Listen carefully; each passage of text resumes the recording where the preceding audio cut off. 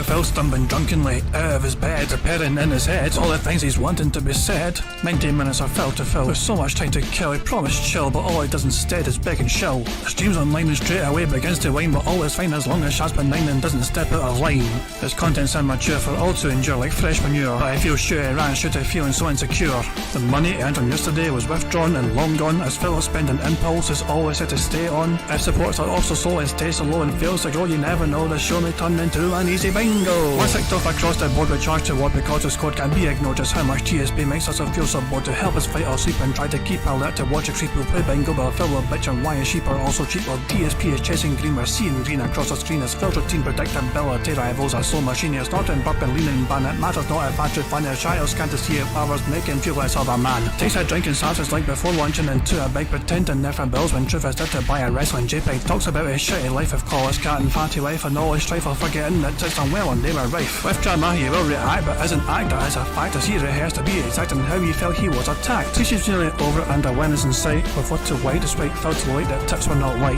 We'll say alright it is okay and now it's time for Phil to play, but first he'll say that tips will help from being off the other day. And with those words we win again. It's never if but always when the game is won. Thanks to that we made it to the very end.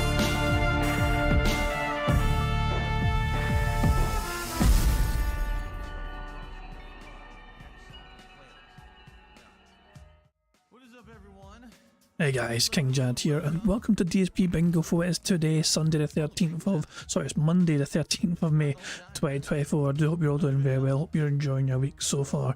Phil Bonnell is live on stream and yeah, as the title shows at the top here, he has spent over $2,000 so far on WWE Champions and good old TJ has provided some more updates. Phil was before in first place but he's dropped down. He has fallen down from the rafters of first place and he's down to second place as the last indication was he's second place. That was the last update I've had from TJ, and TJ's explained how, you know, people are wondering how can Phil afford to do this when he's not really seemingly getting that money in as of late. And he dropped his own theory in here about PayPal purchase will only read if you have 100 plus and take out the next business day.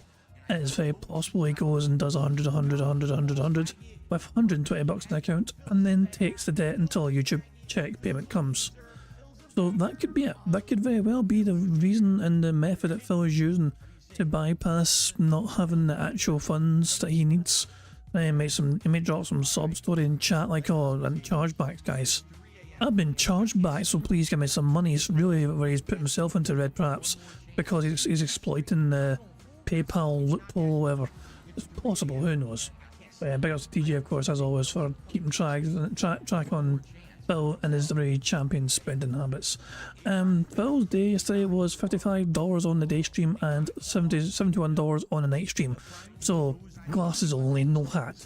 But he'll be able to change that today with this, you know, another Crab's Treasure game. So he'll definitely be expecting another kind of night like he had a couple of nights ago where he played it. I think got like $287 playing this game on the night stream. So who knows. I thought while we wait for Phil to go live we can check out a couple of random videos other people have made.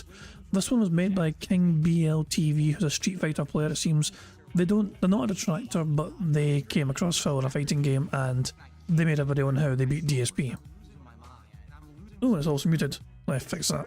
The man, the myth, the legend known as Darkside Phil. He has so many different lores describing him. You know you messed up when Urban Dictionary makes fun of you. That's a low that I hope I never reach. But either way, DSP, Know Your Meme Guy, has been a notoriously mauled in the FGC for quite some time. His claim to fame was winning a version of Street Fighter 2, I believe, way back in the day. Ability to lie supersedes the amount of videos on him that expose him or make fun of him and his very weird and not truthful past. But I'm not going to go into the full lore. There's a 2-hour video you can watch by Turkey Tom that explains his entire lore as well as many other ones. I know the DSP lore. Like any Hall of Fame, there is a lot of names, and I added my name to a certain list recently. I've added my name as small streamers who have beaten Darkside Phil in a game that he's played for longer than I've lived. So we're gonna break down the video of me beating Darkside Phil in an online ranked match. We're gonna look at the salt he had after losing to me, and remember to like and subscribe. So let's hit the scene first. Friday night,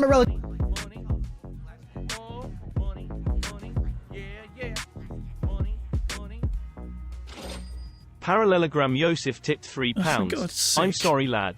I didn't catch any of that. Can you repeat it all, please? Without that horrible accident. Be a man.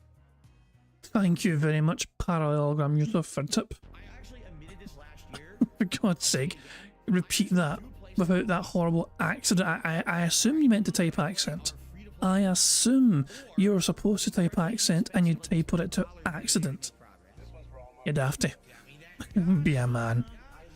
Thank you, Yusuf, for a tip. Very kind words.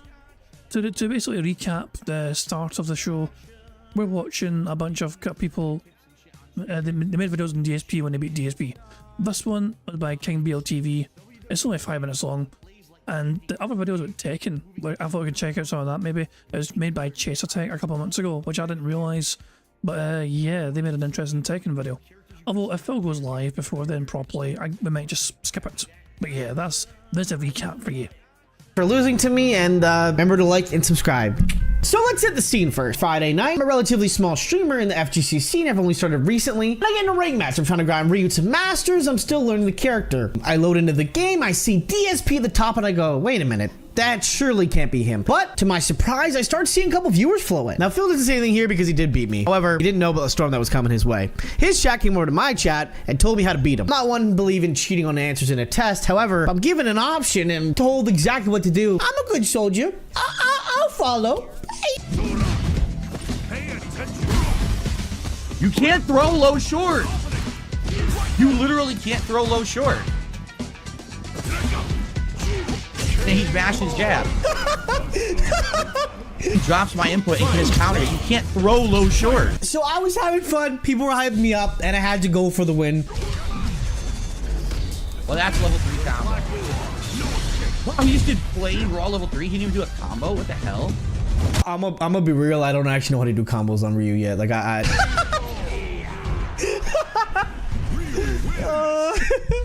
is he mad? And my punch comes out late, air to air. Dude, I'm never going to win if the game constantly drops inputs and doesn't. So lucky enough, I won the first set, and obviously we had to do one more.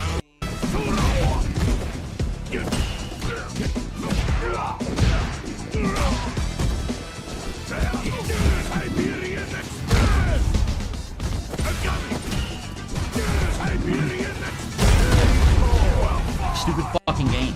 Give me my inputs. Obviously, I was a little bit scared. I was joking around too much with chat, and I realized I had to lock in. See, the big thing is about Phil is he does not adapt. He just does the same thing again. So if you adapt, you just gotta win. Yeah, I'll just stuff everything I do.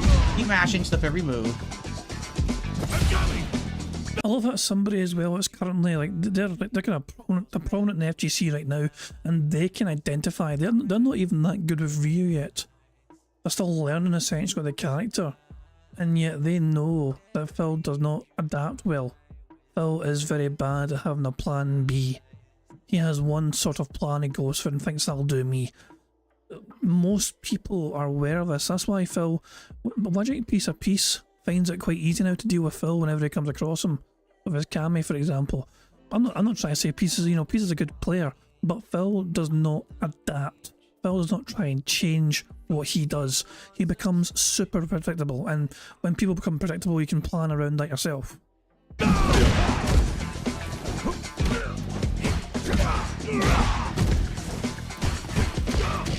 No drive rush.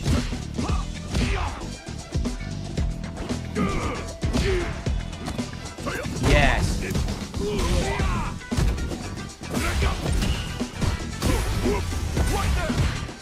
Why does it hit me? Can't do anything. He literally can just go punch, punch, punch, punch, punch, punch, punch. I can't interrupt it. It just beats everything. I realize this while editing, but he can literally walk up and SPD me while I'm doing crouching medium punch. So I love that he included that. This guy has actually fucking tried to help Phil by telling him of a counter to that. He's pointing out a way to stop him doing that to him. And Phil won't, I guess he won't take heed of that, maybe won't take that to heart. But he's identifying ways that Phil could have done something about that and chose not to because he was too ignorant of doing that.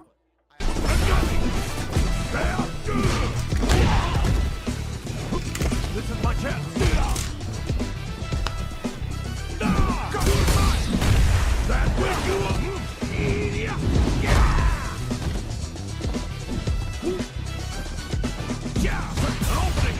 Can't do anything.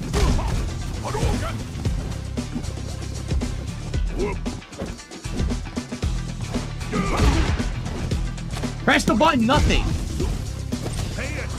Oh my god, it literally, he just empty jumps over and over. I can't do anything about it.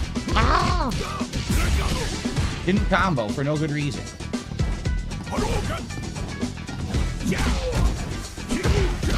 What the fuck? Why did that combo? Why did it even fucking hit me? Jesus Christ, this game. Why did that hit me? Oh, Phil's going live. Let me just pause him and we can build us some speed up juice.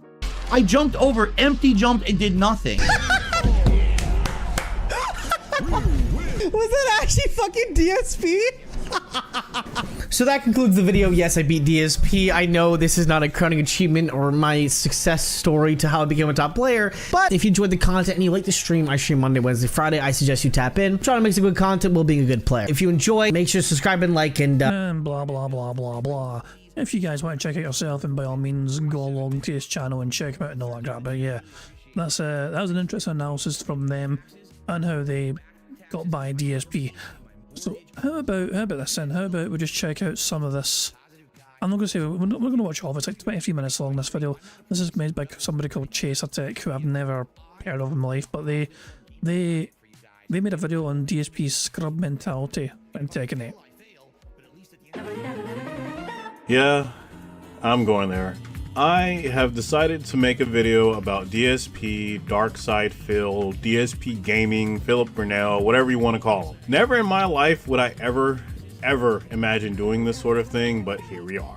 One of the main reasons, or at least one of the small reasons why I'm even talking about this guy is kind of a petty reason, I'll admit, but it feels justified. So I at least want to highlight the little bit of hypocrisy going on that I've seen. It's not even about action games either, which is the funniest part, but I promise this will be the first and last time I'll make a video about him at all. Unless he plays Dragon's Dogma 2 and says some nonsensical crap about the game. Before we get all into this nonsense, just know that this isn't about me being a better player than DSP. I still have a lot to learn about Tekken in general. No, this is about DSP being a hypocrite, putting the blame of him losing in matches onto his opponent or some other dumb crap. There have been times where I wanted to make a video about some of the games that he played, like Devil May Cry 5 or Devil May Cry 3, but after witnessing his Tekken 8 shenanigans the other day, yeah, I wanted to point out how absurd and obnoxious he is. For anyone out there that may be living under a rock, DSP Gaming is a longtime YouTuber who streams for a living. He streams various games and his skill is sort of questionable. Sometimes he can be fairly competent with what he's doing, and other times... Let the combat work!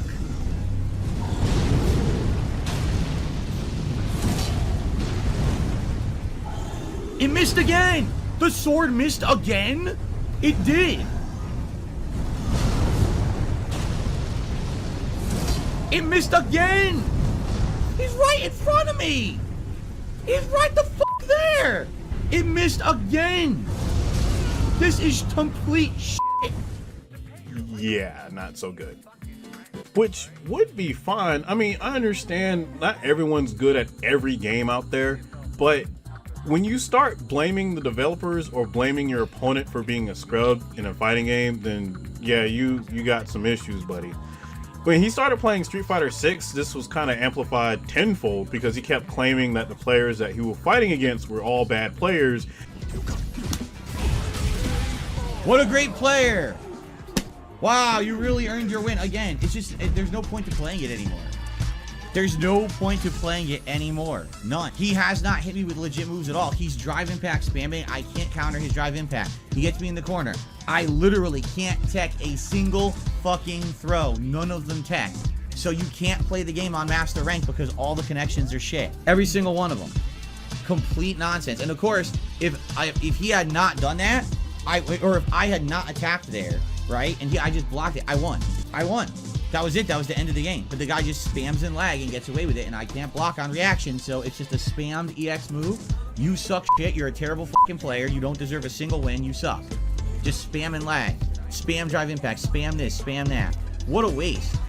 So yeah, I'm pretty fucking frustrated, guys. I feel like I'm just spinning my wheels here, wasting time against an army of fucking terrible scrub players who aren't good, don't know how to play, and get away with spam, and I can't stop the spam.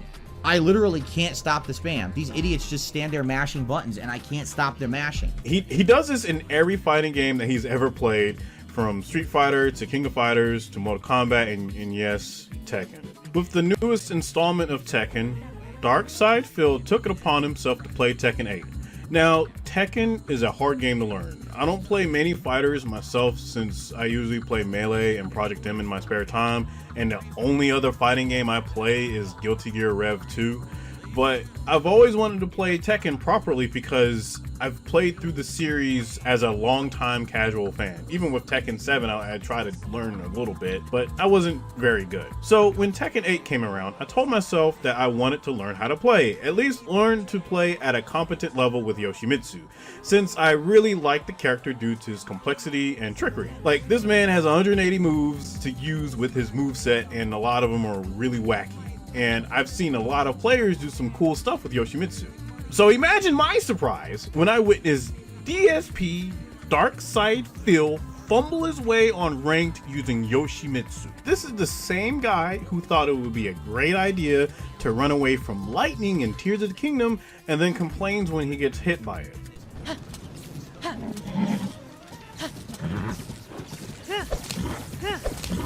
You're kidding me!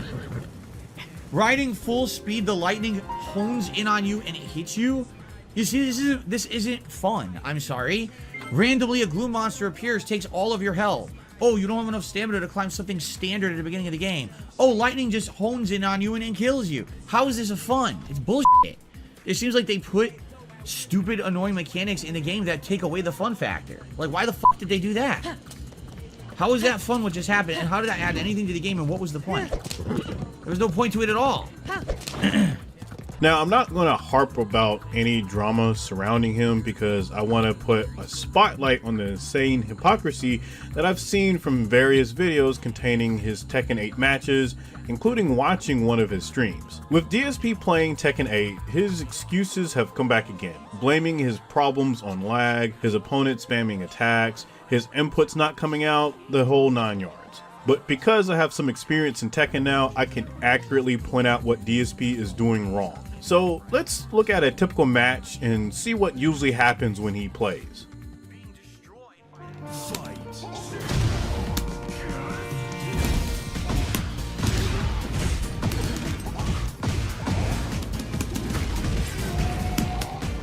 Not what I did, I just forward 2 kicks. That's what it gave me.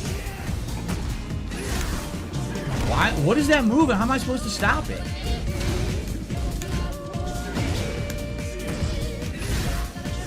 How do I stop that kick? Because he does it a million times. I can't stop it. Look! I can't stop it. He fades back and gets a free kick and you can't punish it.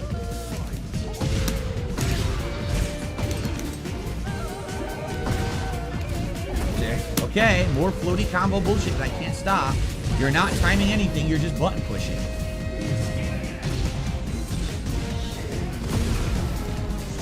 What the fuck? I couldn't punish the kick that went the wrong direction.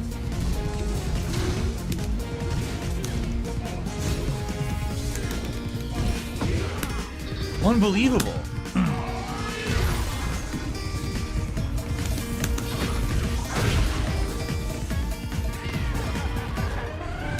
Good work.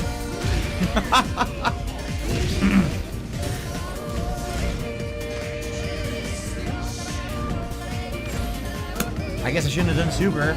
I thought, gee, after all that spam, maybe he'd be open. Nope. I tried to sidestep, he jumped instead.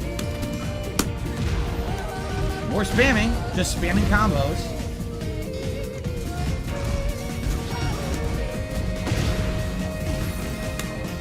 Oh, spam the launcher, I'm dead now. He can combo super and I lose. Yep. Literally just spam, just throw out a random launcher, hope it hits. And it does, game over. Yeah, this character is bullshit. How the fuck did he hit me with anything skillful at all the whole round? He did it all. Literally. It's just tossing out random move, and it's all safe. So immediately toss out another combo after the first combo. I can't punish anything. You suck. You literally just pick a spammable character. Congratulations, you suck. Now, take what you've seen and repeat it for roughly 2 hours within the stream, and that's what you get. Good old quality DSP content, at least in his eyes. He does this quite frequently to no one's surprise, but what's fascinating to me is when he starts playing against a player who's using a character that he has used before.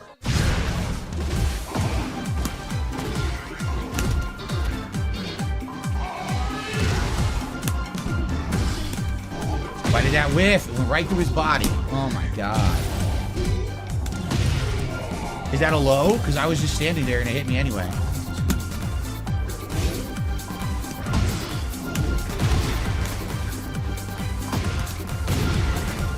It's gonna be every time. I can't stop it.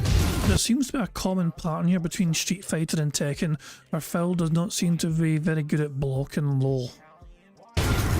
He literally just spammed the same move 3 times in a row. It hits me every time. I'm not even doing anything.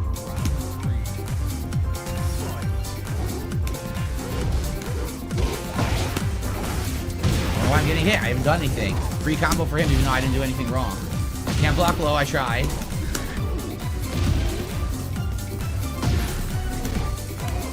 Yeah, look at this. Everything is counter hitting me. This is ridiculous. This is absolutely ridiculous. Every button counter hits. Every fucking move is a move that just is out there, meaty, and counter hits everything I attempt to do. That's fucking stupid.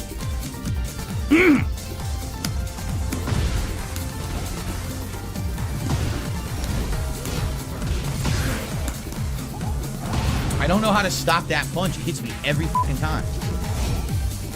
What? What do I do? It hits me every fucking time. It's like an unblockable. Why did it go on? Dude, that move was under all my moves and stops every move and I can't block it. What the fuck? My punch went through his drop kick as if I never did it. Dude, I can't stop that. What is that fucking move? It hits me every time. What is this stupid shit now? I can't stop it. It hits me every fucking time. Can't block low. I lose now. Dude. That stupid punch hits me every fucking time he did it. It never would allow me to do anything to it. It's a guaranteed hit. Let me lay out something for you guys.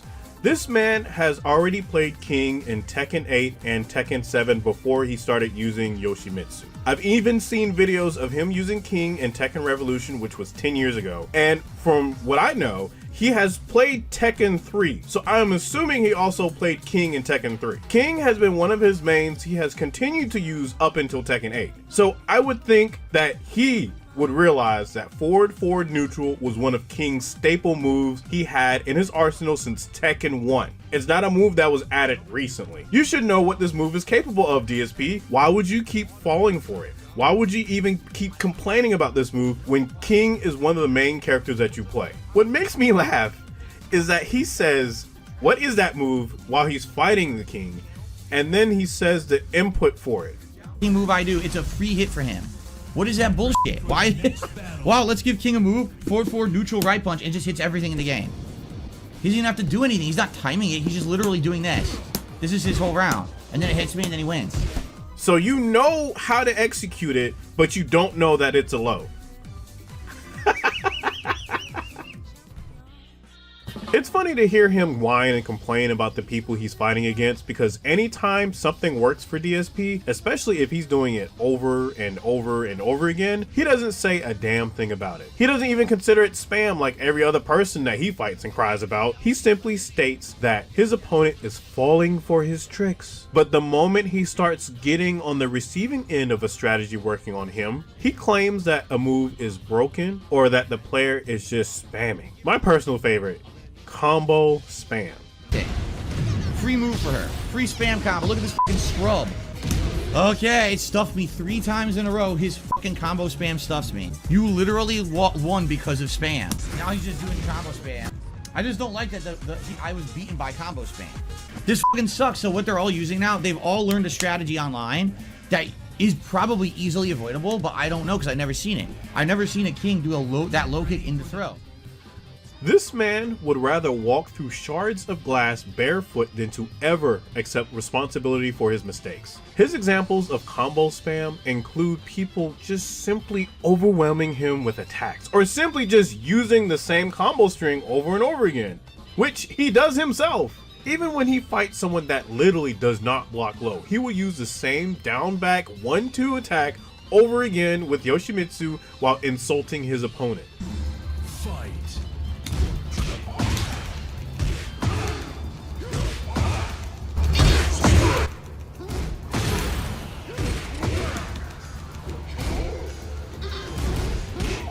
Wow, what a great player. Literally, he just doesn't block low. I can hit him every fucking time. What the fuck? I literally could have done that the whole time. I literally could have done that the entire round, and he just never blocks. He's an idiot. You see what I mean about these fucking people? They think they're good. No, you're good, huh? Anyway, all right. Oh, and my favorite is how he complains about flashy moves.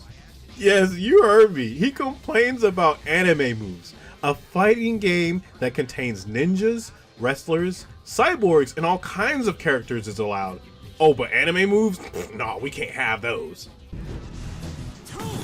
What the fuck? Dude, are you kidding? He mashed it. He did anime full screen kick. It made the whole game's frames drop. I couldn't tell where he was or what was going on. It just hits me. Anime full screen spam kick. Do you see what I mean about this fucking game? Why are characters like him and Elisa in the game? How is that fair? The whole fight we're playing fair. Oh, it's the end of the fight. Wake up super like a scrub. Spam full screen frame dropping anime like kick that instantly teleports me, and you can't do anything about it. What the fuck was that? That was terrible. That wasn't good gameplay in any way. That was trash gameplay. I didn't want to bash his playstyle that much, but since I brought up how he plays, I like how he complains about... Alright, I'm going to stop it there. You guys want to check out the rest of the video? The link is in the chat right now. You guys can check that out at your own leisure, but we have a bingo to play. We have a bingo to prepare for, and as normal, we need to have a bingo number. So can somebody please give me a random number in the chat? Even before I ask for it, Sam DeMarco. Let's set with 1991. So I guess we'll use that, why not? Sam DeMarco, you have a responsibility for picking a good bingo card today. 1991. It was a good year. And this is the card we have for today's bingo fun and games. We need Phil to say fun, him pointing at the camera, him standing up and displaying some YouTuber jealousy, and him saying alright. The second row is Phil being toxic, him saying friend, behind the scenes, allowed to explain, and him saying interactive. The third row is Phil discussing politics in some manner, him saying FYI, him snorting, him saying variety, and you know what I mean. The fourth row is Phil saying so anyway, I would argue, honest by the way, and him giving a thumbs up. The fifth and final row is Phil saying business, support, engagement, day off, and finally, him slapping the leg.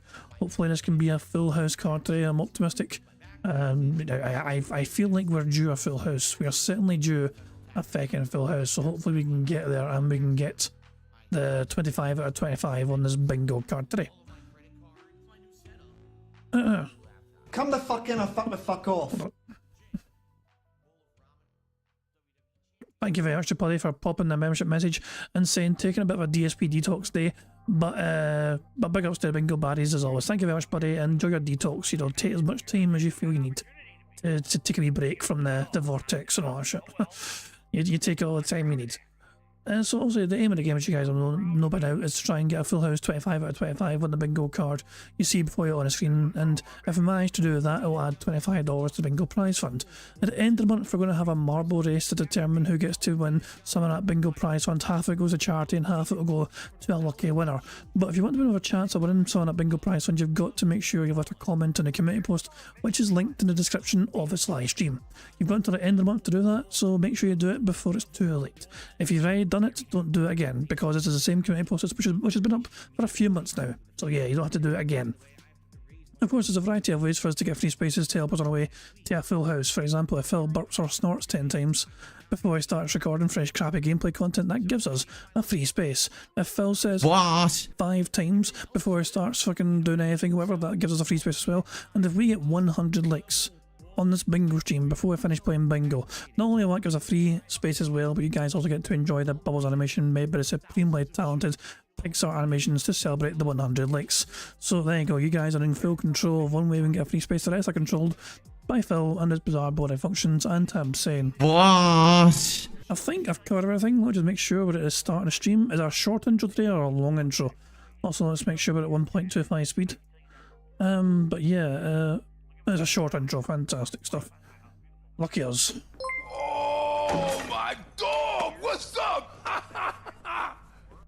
Thank you very much, everyone. Warren, for the super chat, who says it's pretty crazy that he's so proud of being a former pro game player. Yeah, he's so poor at it. In my mind, Phil was never a former pro.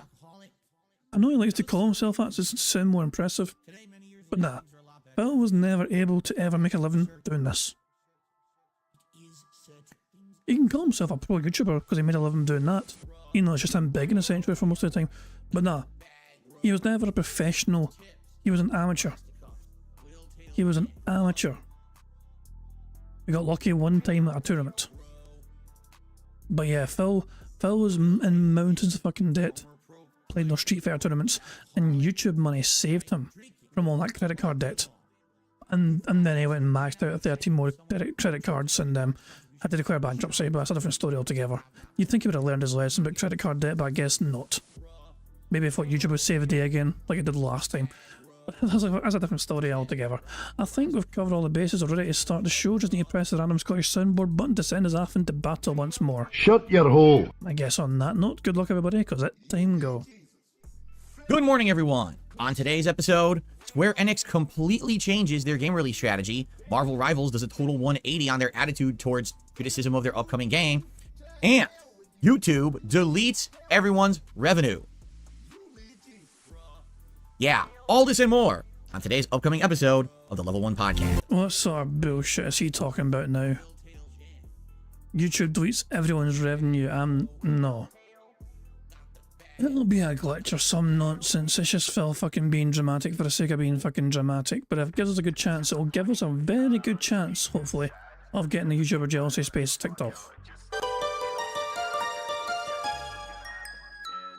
Good morning, everyone, and happy Monday. I'm DSP, and this is the Level 1 Podcast on DSP Gaming. cares? Today is the 13th of May, 2024. And today we are jumping back into full-time gaming. As you know, every Sunday we take a little bit of a departure from my gaming schedule to do a React Day. Well, today we get back into the swing of things here on the channel with more Another Crab's Treasure and the return of Helldivers 2 after a 2-week hiatus. We'll talk a little bit about that in just a little bit. But today, we have a big, packed news segment.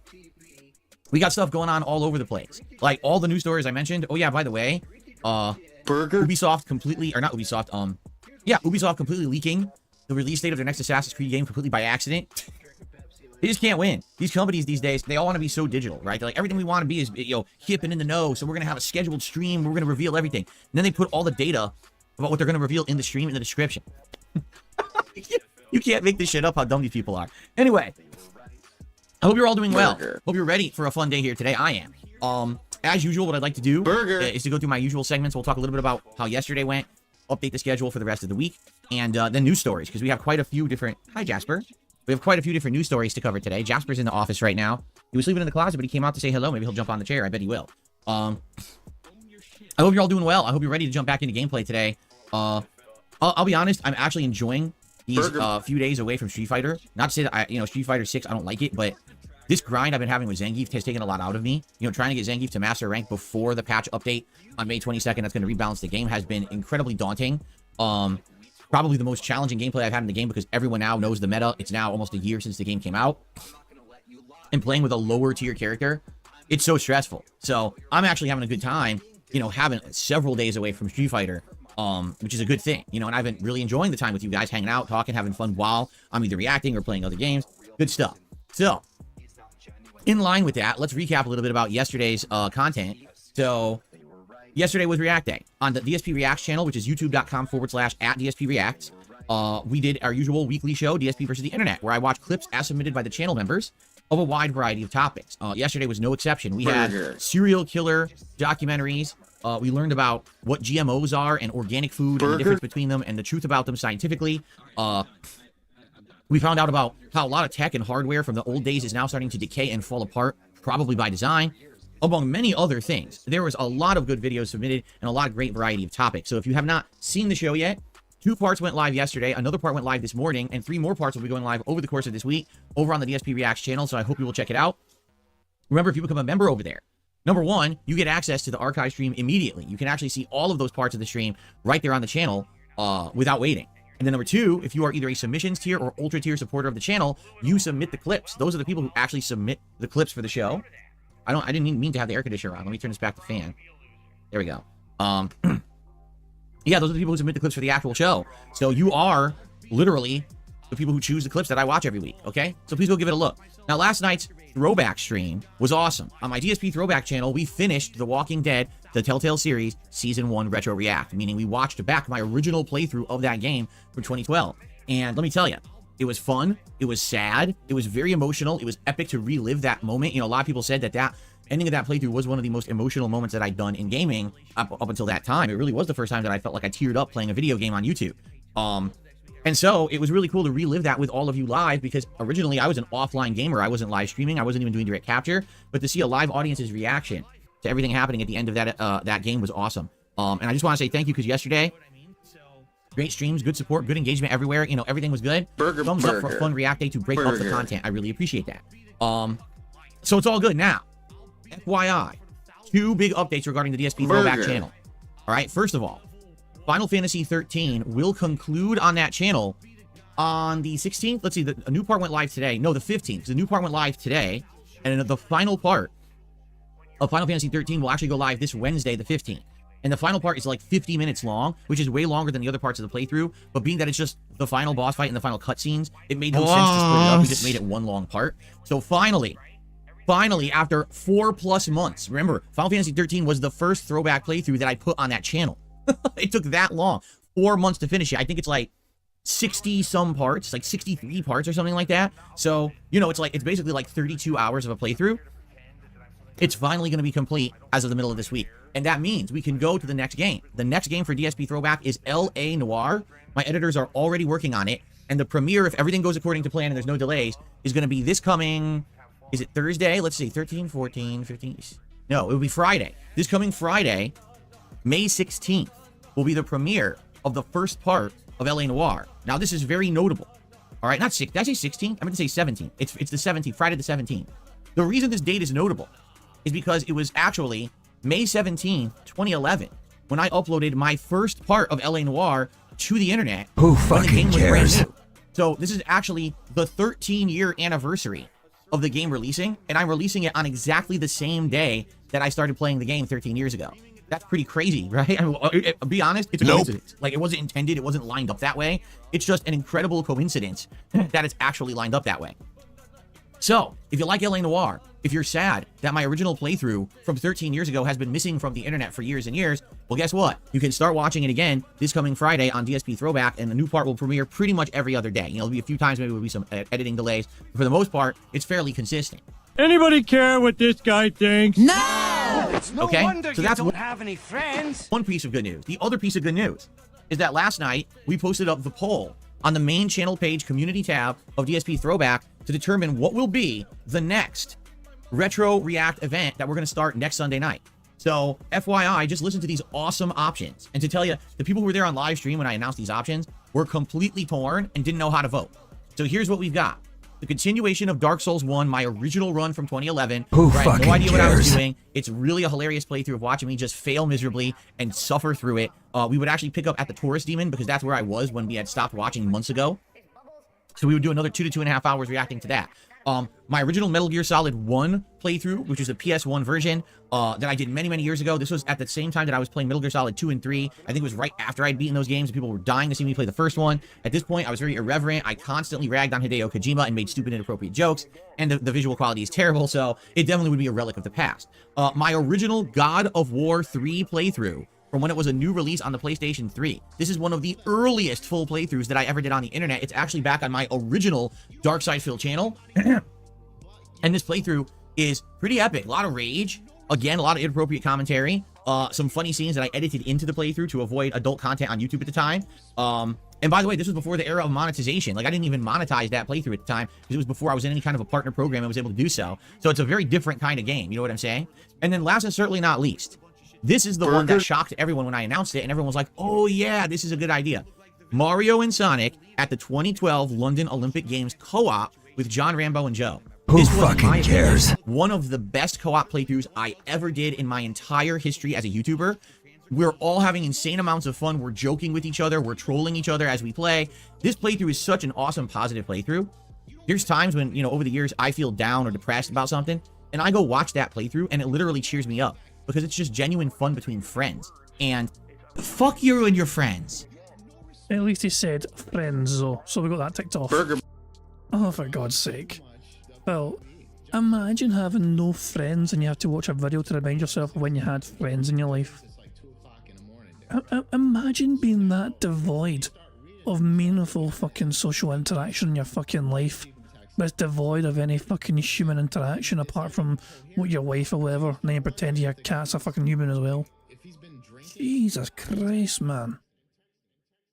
That is one of the saddest things. I'm going to rewind that, but that is one of the saddest things I've ever seen Phil say and admit to. London Olympic Games co-op with John Rambo and Joe. This was, in my opinion, one of the best co-op playthroughs I ever did in my entire history as a YouTuber. We're all having insane amounts of fun. We're joking with each other. We're trolling each other as we play. This playthrough is such an awesome, positive playthrough. There's times when, you know, over the years, I feel down or depressed about something, and I go watch that playthrough, and it literally cheers me up because it's just genuine fun between friends. And I love that playthrough. So that would be something, if you want to laugh your ass off, regardless of if it even wins a poll, go check out that Mario and Sonic 2012 London Olympic Games playthrough. You're going to laugh so hard because it is such a great playthrough. Now, fuck you and your friends. Those are 4 amazing options in my opinion. Like, no exaggeration, I would love to react to any of those. They all sound really, really good to me. But I'm wondering, now that that poll's been live for about 12, 13 hours, what's winning? So actually, let's just take an initial look. I'm going to refresh the poll and see the results. Wow. Well, according to the results, which I don't know if these are skewed or not, because it says 824 votes, which makes me feel like, yes, it is skewed. Right now, people want the continuation of Dark Souls 1 by a huge margin. It actually looks like, if you take a look at the voting, okay? So, in last place is God of War 3. In next to last place is Metal Gear Solid 1. Only 1% of the vote above that is Mario and Sonic. And then somehow winning by like 50% of the vote is Dark Souls 1. Now, do I really believe that there's 824 legitimate people who voted on that poll overnight? No. Do you want to know how I know it's not legit? Because the average viewer base on the channel is 100 to 200 viewers a video. So where did 800 people come from to vote on that poll overnight, right? It's just a bunch of dunce trolls. But at the same time, I don't mind playing or watching Dark Souls 1. I know that playthrough is genuinely funny and good. Okay? So if you haven't voted yet, please do. Make your voice heard. And likely what we're going to do, just so everybody knows, we are not locking in to doing any playthrough in its entirety. All right? I just want to make that clear. Yes, for these narrative-based playthroughs of Heavy Rain and Walking Dead, we did that, right? Like, once we started playing them, people were like, oh, keep going. We want to see the whole story. But since we're now doing action-based games, like literally every one of those games is an action-based game, correct? We don't have to do them every week. We could actually alternate. Like maybe this coming week, if Dark Souls wins the poll, maybe we do Dark Souls 1 on Sunday night. Then maybe the next week, we do Mario and Sonic. Maybe the next week, we do Metal Gear Solid. And that way, we constantly have variety for Retro React, and it's not just the same every single week. I'm totally okay with that, okay? And I think that might be the way to go, is to kind of go in a rotation, so that way it doesn't get stale. I'll be honest, I liked doing Heavy Rain and Walking Dead, but I'm feeling like I want more variety on the channel at this point. I just don't want it to always be the same game every week. So I think that might be the way to go. Okay, so let's let this poll roll over the week. Let's see what happens. I'm going to stick to whatever wins the poll. So if Dark Souls 1 actually does win the poll, we will do that on Sunday night coming up this week. But then what we might do is actually rotate, or maybe even go by like what was second place, what was third place, and rotate through those over the course of the next month for Retro React streams. I think that would do well, and I think that would bring in a good variety of people watching different content of mine over the years. It might be really awesome. Okay, so sounds good. All right, please vote if you have not. Okay. Cool. All right, let's now talk about the schedule for the rest of the week. And then we got a nice, big, chunky news segment today to talk about. So, today, we return to another Crab's Treasure. And I'm really excited about the stream today. Here's why. We played it on Saturday night, which was the first night stream we ever did of the game. And during that stream, I beat an entire dungeon, fought the toughest boss in the game so far, this big electric eel. And when we beat it, we got the ability to use our own electric eel to electrify those little crab robots. Now, those crab robots will activate cranes and platforms that are going to allow us to get to other optional areas that previously we could not reach. And there's a lot of these in the environment that we found and we're never able to interact with. So today, priority 1, we're going to go back to the main seabed open world, and we're just going to go all around the outer edges of this map, hitting up all the robots and unlocking all of the optional content that we missed earlier on because we couldn't do it. Then we're going to probably return to the Vale. And if I remember correctly, I know specifically where there's one of those robots in the Vale from that stream Saturday night, but I think there might have been more in the actual Vale area. I might have to look it up, or someone might have to look it up for me, because I certainly don't want to spend an hour redoing the Vale dungeon if there's nothing there. But basically my goal today, go back to all the crab robots, enable them all, get all the items, and if there's secret enemies and secret bosses, fight them, okay? And then once all that's done, I don't know if we'll even finish that today. Then we're going to head into the next part of the game, which is you electrify the boat. The boat takes you out to this barge, and that's where the next, I guess, dungeon and challenges of the game. So, good stuff. I'm really enjoying this game. At this point, we are a good chunk, a good stretch into the crab game. We are... Who fucking cares? Into another crab's treasure, okay? And still going. I think the reports were that if you just kind of rush through it, you can beat it in about 16 hours, but if you do all the optional exploration and bosses and content, it's like 23, 24 hours. So, we're on pace right now to basically be wrapping it up likely either this week or next week, okay? Good stuff. So that's today's major stream. I'm excited for it. I hope you guys are going to stick around after the podcast for it, because it's a really great Souls-like game. It's really grown on me, and I'm really enjoying it. Every time we play, there's something new and different going on in the game that's really fun. A new ability or a new shell that I've gotten, and it's really neat in that regard. Who fucking cares? By the way, if you haven't noticed, I'm wearing my Anchors shirt. Is he trying to flex? Is Phil Burnell trying to flex here? In honor of another crab's treasure. There you go. Look at those nice anchor boat. I don't see an anchor. I see a wanker. I assume this is as good as it gets, by the way, the thumbnail. Hold on. Anchors on my shirt to tie in with the game today. Pretty good. Okay, let me rewind this. I need there you go. Look at those nice anchor boat anchors on my shirt. Hold on. There we go. He's staring at the camera. We got it. Hold on a second. I know, yeah, I can play this as well, couldn't I? Yeah. Nice shirt, 25 cents. There we go. There we can go. Right, let me get a thumbnail for this. Tomorrow's thumbnail. I wonder what it'll be. I have a feeling this will be in contention. Bloody hell! If you're going to flex, at least have something to flex other than goddamn chicken noodle arms or whatever. Chicken noodle arms. Right, here we go. Give me a second here, and are you intimidated? I just yeet this in the members Discord. Oh, for God's sake. And then naturally D-Dog already having some fun with that. Well, he's not obviously he's not done anything. But yeah, it's just who done it better? Who done it better, Phil, or the famous person in this picture? Oh, for God's sake! Let's get back to the bingo. To tie in with the game today, pretty good. Nice nautical theme. We have like some nice undersea colors around me as well, as you can see. Okay, tonight on the late stream, 6:45 p.m. Pacific time, it is the continuation of Helldivers 2. Now listen, I know I haven't played Helldivers 2 in over 2 weeks. There's a very good reason for it. Number one, money. Didn't really seem to be that much demand for it. The last time that I played Helldivers 2 on a late stream, it didn't really work. Honestly, less people showed up, less engagement, and almost no support. So when that happens, that tells me maybe this game has kind of run its course. Perhaps we're in a situation where, yeah, it was great for about a month or whatever as I played it on and off, but there's really not that much else going on in the game. It's the same thing over and over. So maybe it's time to say, all right, whatever. I'm of the impression that perhaps when they update this game in a major way, like when they update it with a third alien race or something like that, then I would jump back in. And listen, I definitely see the appeal of the game for people who are playing with a team of people all the time. But as you know, I don't do that. I'm playing solo, just jumping into other people's games. So because of that, I really feel that we're in a situation where this is a game that works for certain people and not others. All right, so I don't know what else to say besides we'll give it a shot again. It's been 2 weeks. It's been out of the rotation. Let's give it another shot tonight. If it works tonight, great. If it doesn't work, I don't know what else to say. Maybe that'll be it for Helldivers 2, okay? Brian, I don't know what you're talking about. He says, am I banned on the channel DSP Throwback? My comment disappears when I switch from top chat to live. I already emailed you. I have no idea how that works. I don't know what YouTube considers a top comment or a live comment. If your comment is in top comments, top chat, it means you're not banned.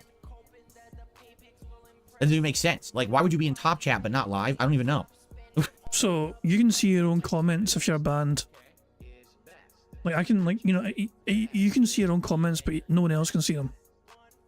If you're like shadow banned from the channel or something. And if you said you already emailed me, then I probably already looked into it. And if you were banned, I tried to unban you. Email me again because I don't remember, and I'll have to look into it. Okay? All right.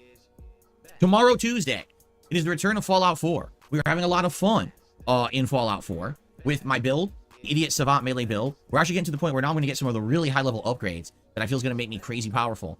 And we're starting to hit up some of the major plot lines. Like right now, we're in Good Neighbor, and we're about to do that plot line where you like go into people's memories and stuff like that. So there's a few major plot lines to do. There's that one. That is one of the worst parts of the game, by the way. That fucking memory dive thing is awful. Most Fallout players don't like that mission because it's just so time-consuming and annoying.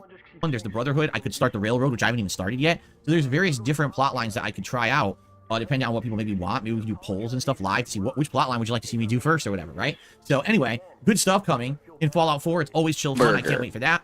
Tuesday night, yes, it is the return of Street Fighter 6 Zengi Frustration Master Madness as I try to get him to master and basically struggle. You know, Friday night was literally 2.5 hours of futility. For every time I won, I would then just lose again and lose all the points. And it was just so stress-inducing and so frustrating. Who fucking cares? With this character, but all the top tier characters dominate him so bad, and it's so hard to get a win online. So I'm gonna keep at it. The grind continues on Tuesday night, and then Wednesday the day stream again will be another Craft's Treasure. Wednesday night is up in the air. Here's what I'm thinking: if people like Helldivers 2 tonight, then maybe we'll do it again Wednesday. If it doesn't do so well, then maybe Wednesday night we'll do a one-off stream of the Star Wars Battlefront collection, which is just always silly, broken fun. Somehow I've actually been doing good at it when I play it, and we always seem to have a good time hanging out and talking and enjoying each other's company when I play it. Anyway, so maybe we'll do money. Also, Bill usually gets to wear a hat when playing that Star Wars game. So it usually does well for him financially because he goes all clown mode. that. So I'm just kind of leaving Wednesday night open as an option. Okay. Now next week is a big week, everyone. Next week on Tuesday the 21st, it's the premiere of Hellblade 2. On Wednesday the 22nd, it's the premiere of Akuma and Street Fighter 6 and the big balance patch that changes the whole game. Likely, no exaggeration, all day Wednesday I'm probably playing Street Fighter 6. So that way I can give Akuma a good shot and also try to figure out what the changes are to the balance and everything. Okay? So there you go. Next week will be exciting with double new release content for all of you. All right? Now, one other thing to remember. We're coming to the end of the week. Bill slapped his leg after bingo the game. Burger. 5 in a row. That's concerning. And one of these nights, probably like Tuesday night or Wednesday night, I'm going to take a look at all the indie games that you guys have nominated for my upcoming Indies Marathon that's going to take place on Saturday, May 25th. That's right. All day. On Saturday, May 25th, we are breaking up my schedule to play indie games. All right? It should be a good time, a fun time, a lot different from what I usually do here. And I hope that you guys will join me for it, because I'm curious to see what variety of games we'll actually be playing that day. I genuinely don't know what games you guys are nominating yet.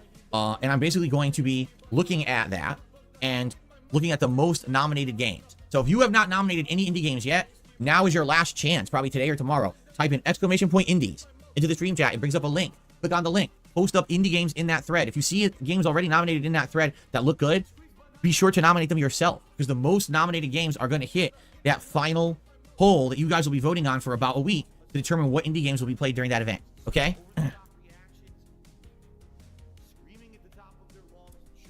That's exciting. Plus that day, I'm sure I'll have some food, maybe some booze. And the good thing about indie game events is that sometimes I find games that are so good, I end up actually playing them long term. It's not just like, oh, I just play them for the hour during the marathon. There'll be a few games that I like a lot, and I end up actually going and doing full playthroughs of. So I'm excited to see what we come up with that day. So very good stuff. Okay? All right, cool, guys. That is what I have for the schedule segment of the show. Ladies and gentlemen, it is time for my favorite segment. It is time for your favorite segment. It is time for everyone's genuinely favorite segment of the Level 1 podcast. It is time for Phil's Day Off. Who on Monday. fucking cares? It is time for DSP News. I'm just kidding. And today on DSP News, we have quite a few topics to discuss. But before we get to the big news topics in gaming, I have a hilarious topic to talk about YouTube. In fact, just to confirm, I just want to check something quickly. Okay, so a funny thing happened this morning. You may have noticed, or you may have remembered, that about a week ago, maybe a little over a week ago it was, I explained to you guys that YouTube had done a big oopsie poopsie. As they were recoding the site, trying to improve stuff, they accidentally broke everyone's @address links. Meaning, if you wanted to go to a YouTube channel, like my React channel, which is youtube.com/@DSPReact, if you type that into a web browser, it would give you a 404 error, as if the channel had been removed from YouTube, even though it hadn't and was still fully functional. This kind of thing literally happens all the time. YouTube is one of the few businesses out there that they don't test anything. Well, there's another one to tick off. Burger. 5 in a row. That's concerning. I'm gonna repeat that. They literally don't test anything before they launch it. They just launch it and hope for the best. And half the time, when they do something and change it, they screw it all up. And then what happens is we're the end user beta testers of their fuck ups. And then we have to figure out what they broke, report it to them, and then they'll fix it after the fact without ever admitting that they did any wrong. Okay?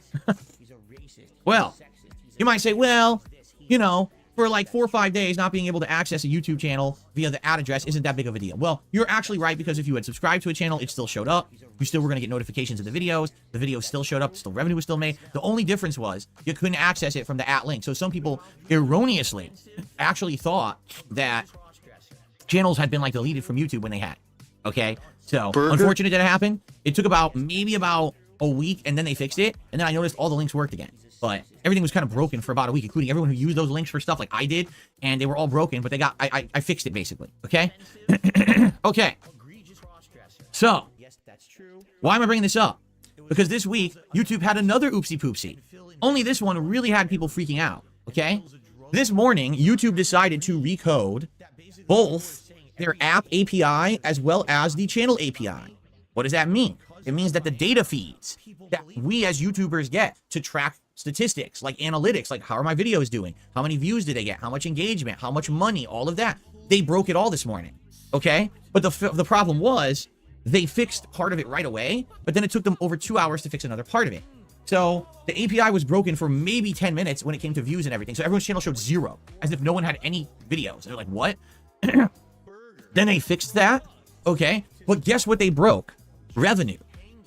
So this morning, between the hours of like 8 a.m. to around like 10:45, 11 a.m., okay? If you tried to check your YouTube channel for any kind of revenue data, it basically said that you made $0 or any revenue, if you're pounds, whatever it is, from the days of April 14th until today. All of your data was erased. You could click around on every video. They all read as $0. You click on your memberships, 0. Click on ad revenue, 0. It all deleted. So people started to freak out, and you can actually take a look. If you look at the X app and you look at people posting YouTube revenue for like a 2-hour span, people kept tagging, you know, the YouTube creators account, were freaking out. Like, what the hell is going on? Am I losing my revenue? What's happening? Like, what the hell? Why would they do that, right? But then after about 2 hours or so, it started to slowly load. And now, as of this now, it actually works again. So is this a huge deal? No, but just imagine that you're like a YouTuber and like this is the time of a week where you do your work or whatever, you know, and oh look, I mean $0 for a whole month. Like, what is going on?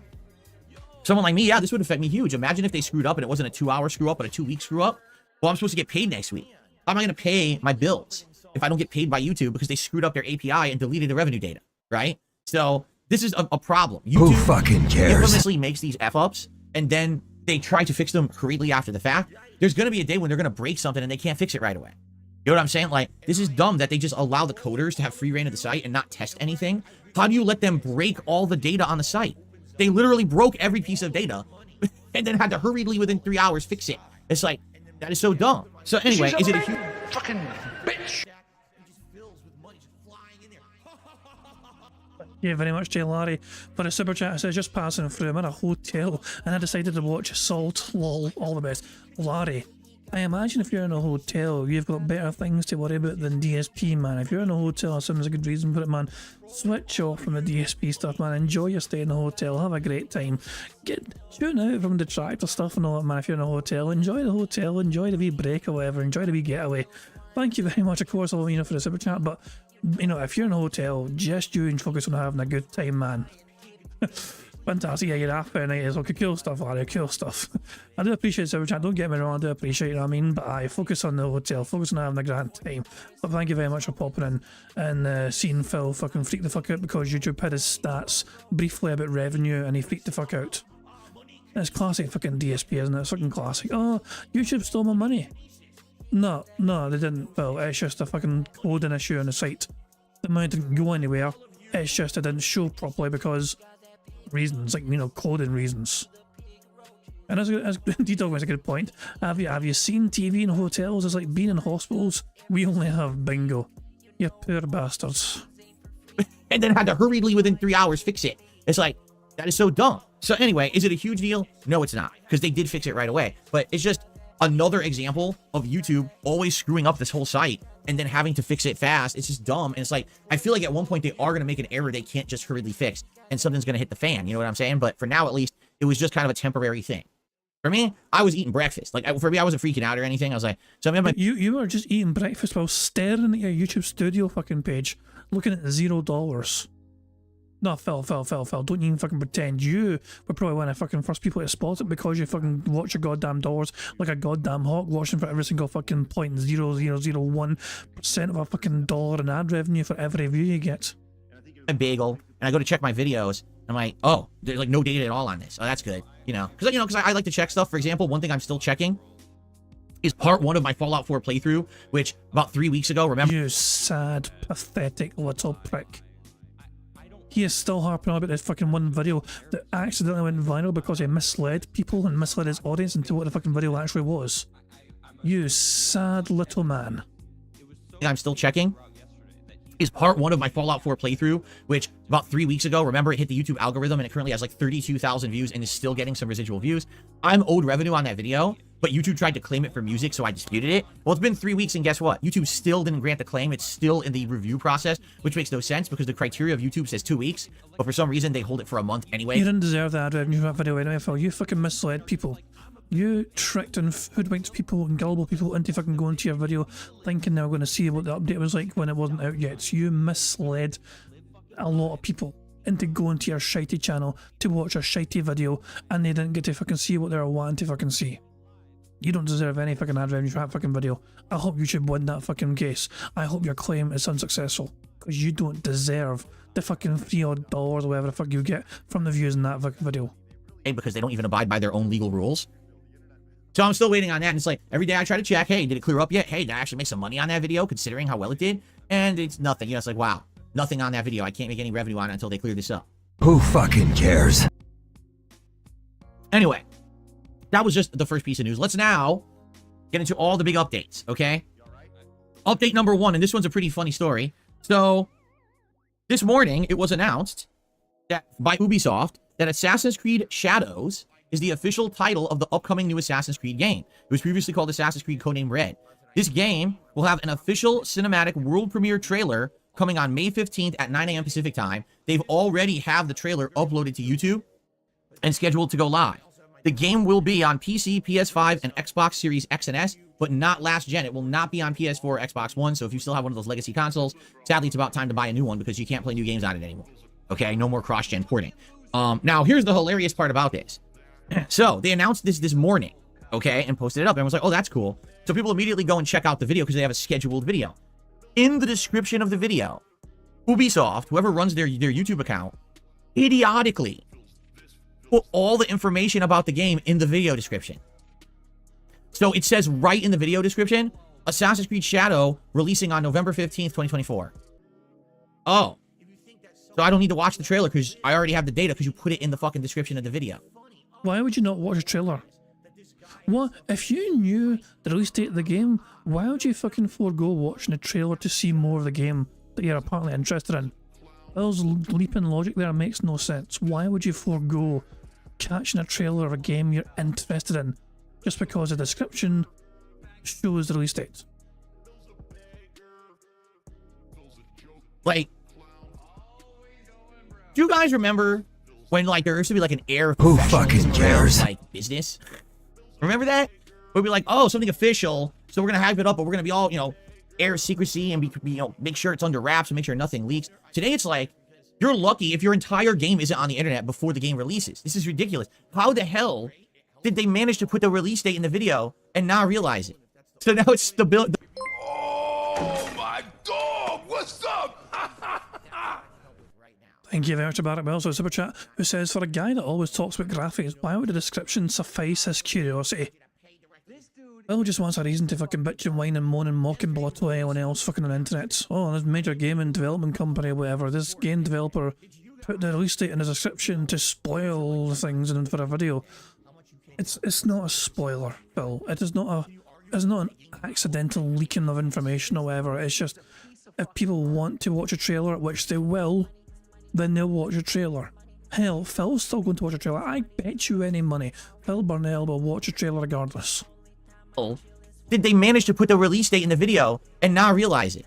So now it's the beans are spilled. There is a new Assassin's Creed game this year, and it is supposed to be, I guess, a full-fledged one. By the way, this is the one that's set in Japan, okay?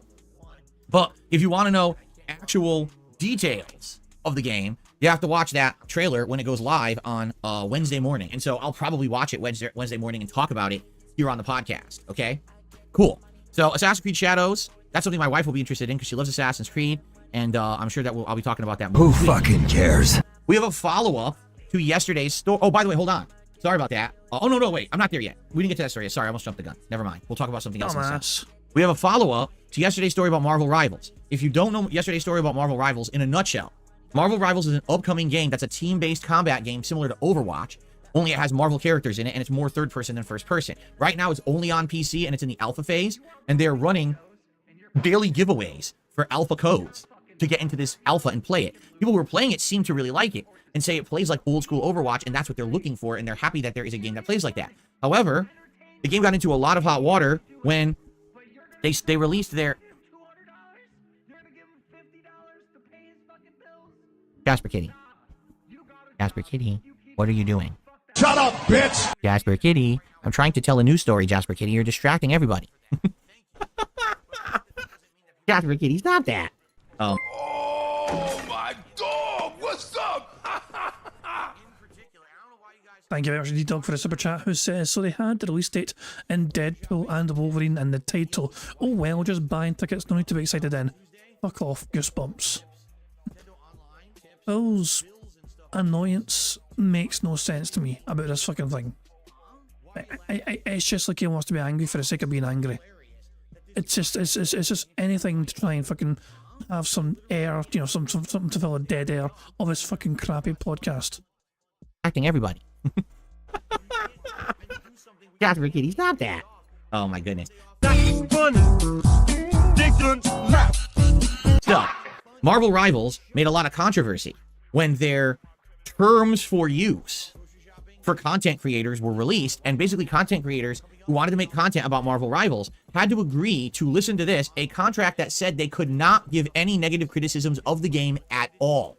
They were only allowed to say positive things about the game if they wanted to make content of it. Now, if you want my full thoughts on this, check out yesterday's podcast. There's a good half-hour segment about it, how the games industry has always kind of had this unspoken rule that was the case. If you get something early or free, just don't talk bad about it, and you'll continue to be in the good graces of these game publishers, and they'll keep sending you stuff for free. So you profit, they profit, everyone profits, and essentially, it's an endless array of paid advertisement that really is disguised as content, okay? But this is the first time ever that an actual game publisher outright gave a contract stating this in writing, okay? So a lot of players had backlash and were like, oh, so maybe the reason everyone on the internet is saying that this game is good is because they have to. They're afraid they're going to lose access or not be able to get any kind of priority coverage of the game later if they don't say the game is good now, and they're not allowed to say anything negative. So a lot of bad press hit the internet yesterday regarding this. I was one of the people who covered the topic, but many others did as well. So, Jasper, are you seriously chewing a wire in the middle of this story? Jasper Kitty, stop right now. No, fuck you, Phil. Don't chew the wires when I'm telling an important news story. Shut up, Jasper's the equivalent of the baby that ran into the guy's office when he was doing the news story. Remember that video from years ago where the guy's he's on a show on the internet and this kid just runs in behind him in the walker and starts like doing stuff in the office? Jasper's the same. He's just here to distract me. I can't finish the story. I know I said earlier on that he's fucking pretending that his cat's a fucking human, but if ever he wanted evidence of Phil Burnell pretending that his fucking cat was like, he's treating like his fucking son. Like an actual human. Like I wonder if Jasper has his own seat at the fucking kitchen table when they have breakfast together. You know? It's like how deeply do they fucking go in to try to pretend Jasper's a human being, I wonder? Do they give fucking Jasper pocket money? Does he fucking have a curfew? Probably doesn't go to the house anyway, so that doesn't really fucking apply to Jasper. Jasper, stop it right now. Stop this right now. Boss! That was an accidental boss. But it's the double. Burger. 5 in a row. That's concerning. We're still on 4 bosses, 1 more boss for a free space. Okay. Well, if there was no big internet backlash, I would almost guarantee you that Marvel Rivals would have kept this in their contract. However, today, Marvel Rivals posted up an official statement on social media. It was actually yesterday, you daft dick. I'm going to read it word for word. Are you ready for this? Here it is. Dear Marvel Rivals players, today is the third day of the closed alpha test, and we are truly grateful for all the love and support from the community. We would like to take this opportunity to address the concerns we've seen regarding the agreement terms and content creator programs, and above all, we would like to apologize for any unpleasant experiences or doubts caused by the miscommunication of those terms. I'm just going to stop them right there. Wrong. There's no miscommunication. You, in legal writing, said no one can criticize your game. That's not miscommunication. That's you saying what you want, and now that people called you out for it, now you're going to backpedal. There is no miscommunication whatsoever. It's not even the meaning of the word, as they're acting like it is to try to save face when it's not. Let's be clear here, okay? All right. Continuing on. The Content Creator Program is a small-scale project that aims to aid in the production of incredible content by supporting creators through giving them more resources. We actively encourage creators to share their honest thoughts, suggestions, and criticisms as they play. All feedback, positive and negative, ultimately helps us craft the best experience for ourselves and the players. We sincerely apologize for the confusion, suspicion, and frustration caused by these excessively restrictive terms, and thank you for sharing with us. We cherish and appreciate every suggestion given by our players, and we always respect your feedback. We are currently working with creators who have expressed these concerns and are revising the current version to be less restrictive and more creator-friendly. Thank you for bearing with us while we make these adjustments. We hope you're enjoying the game so far, and we always are open to hearing your sincere thoughts and ideas on room for improvement. So basically, oops, we paid a lawyer to create a contract for us that was super restrictive because that's exactly what we want. We don't want anyone bad-mouthing our game. But we didn't expect that there would be community backlash for it. So now we're going to say that there was miscommunication and confusion when there literally was none. Literally, the contract said, do not criticize the game negatively, or you know, this is part of the terms of playing it now. So it's bullshit. Like, what they're saying is literally a lie. This is blowing smoke up your butt. This is their PR team lying to you to try to say, oh, it wasn't intentional, it was not what we meant. Yes, it is. You legally drew up a document that had those statements in them. You can't misconstrue or misunderstand. No one misunderstood the statements. It's we read them and understood them. That was the problem. There's no confusion. There is suspicion and frustration, as they said, but there's no confusion. Okay? Yes, Jasper is attempting to get into the closet right now. That's what he's doing. He's trying to open the door and go in there. Who fucking cares? Oh my goodness. Hold on. Let me open it for him, because if he might kick my light. Fuck you, Phil. What a nut. Okay. So Marvel Rivals does a 180, and apparently they're claiming they're going to revise the contract, so now you can criticize the game. But again, even though they're going to do that, does this not expose the industry? There's always been the unspoken rule that you should not criticize a game that you get free or get early access to, because it's you scratch my back, I scratch yours, symbiotic relationship, right? We know this. Even if it's not in writing, it's not legal. We know that this exists. Because why else would content creators even jump into these opportunities? They get the game early. Now they get early views, early support from their viewers, right? Why do you think there's people right now playing the Street Fighter 6 update before anyone else can play it for over a week? Why do you think people are playing any game early? I'm sure there's some people who are going to be playing Hellblade 2 early. There's people who are going to be playing, maybe have early access to the multiverses before it's publicly available, right? This always happens. This is a sycophantic, very messed up relationship. It should not exist. It's very, very preferential. It's very, very negative. Okay? Why don't you back it up with a source? My source is that I made it the fuck up. We have 100 likes apparently, which means we've got a free space on a bingo card, which is going to be our first free space of the game. Not only do we have a free space, but you guys also get to enjoy the Bubbles animation made by the supremely talented Pixar Animations. Remember to keep an eye on the bottom right for Jasper to do his thing.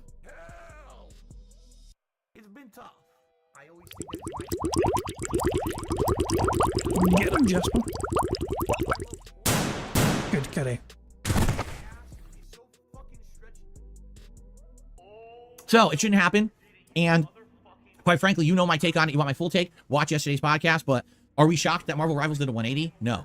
Am I interested in Marvel Rivals? I am. I just don't know if Marvel Rivals will run on my mini PC. If it does, I'd be interested in playing it. I loved early Overwatch. In 2016, I played the heck out of Overwatch. I thought it was a great game. I was sad to see it change over the years, and then basically now it's just dead. It's a dead, obscure game. No one plays Overwatch 2 to any extent like they used to play Overwatch 1. It's pretty dang sad. So, all right. Our final news story for today is a big one. All right? So basically there's a big Square Enix.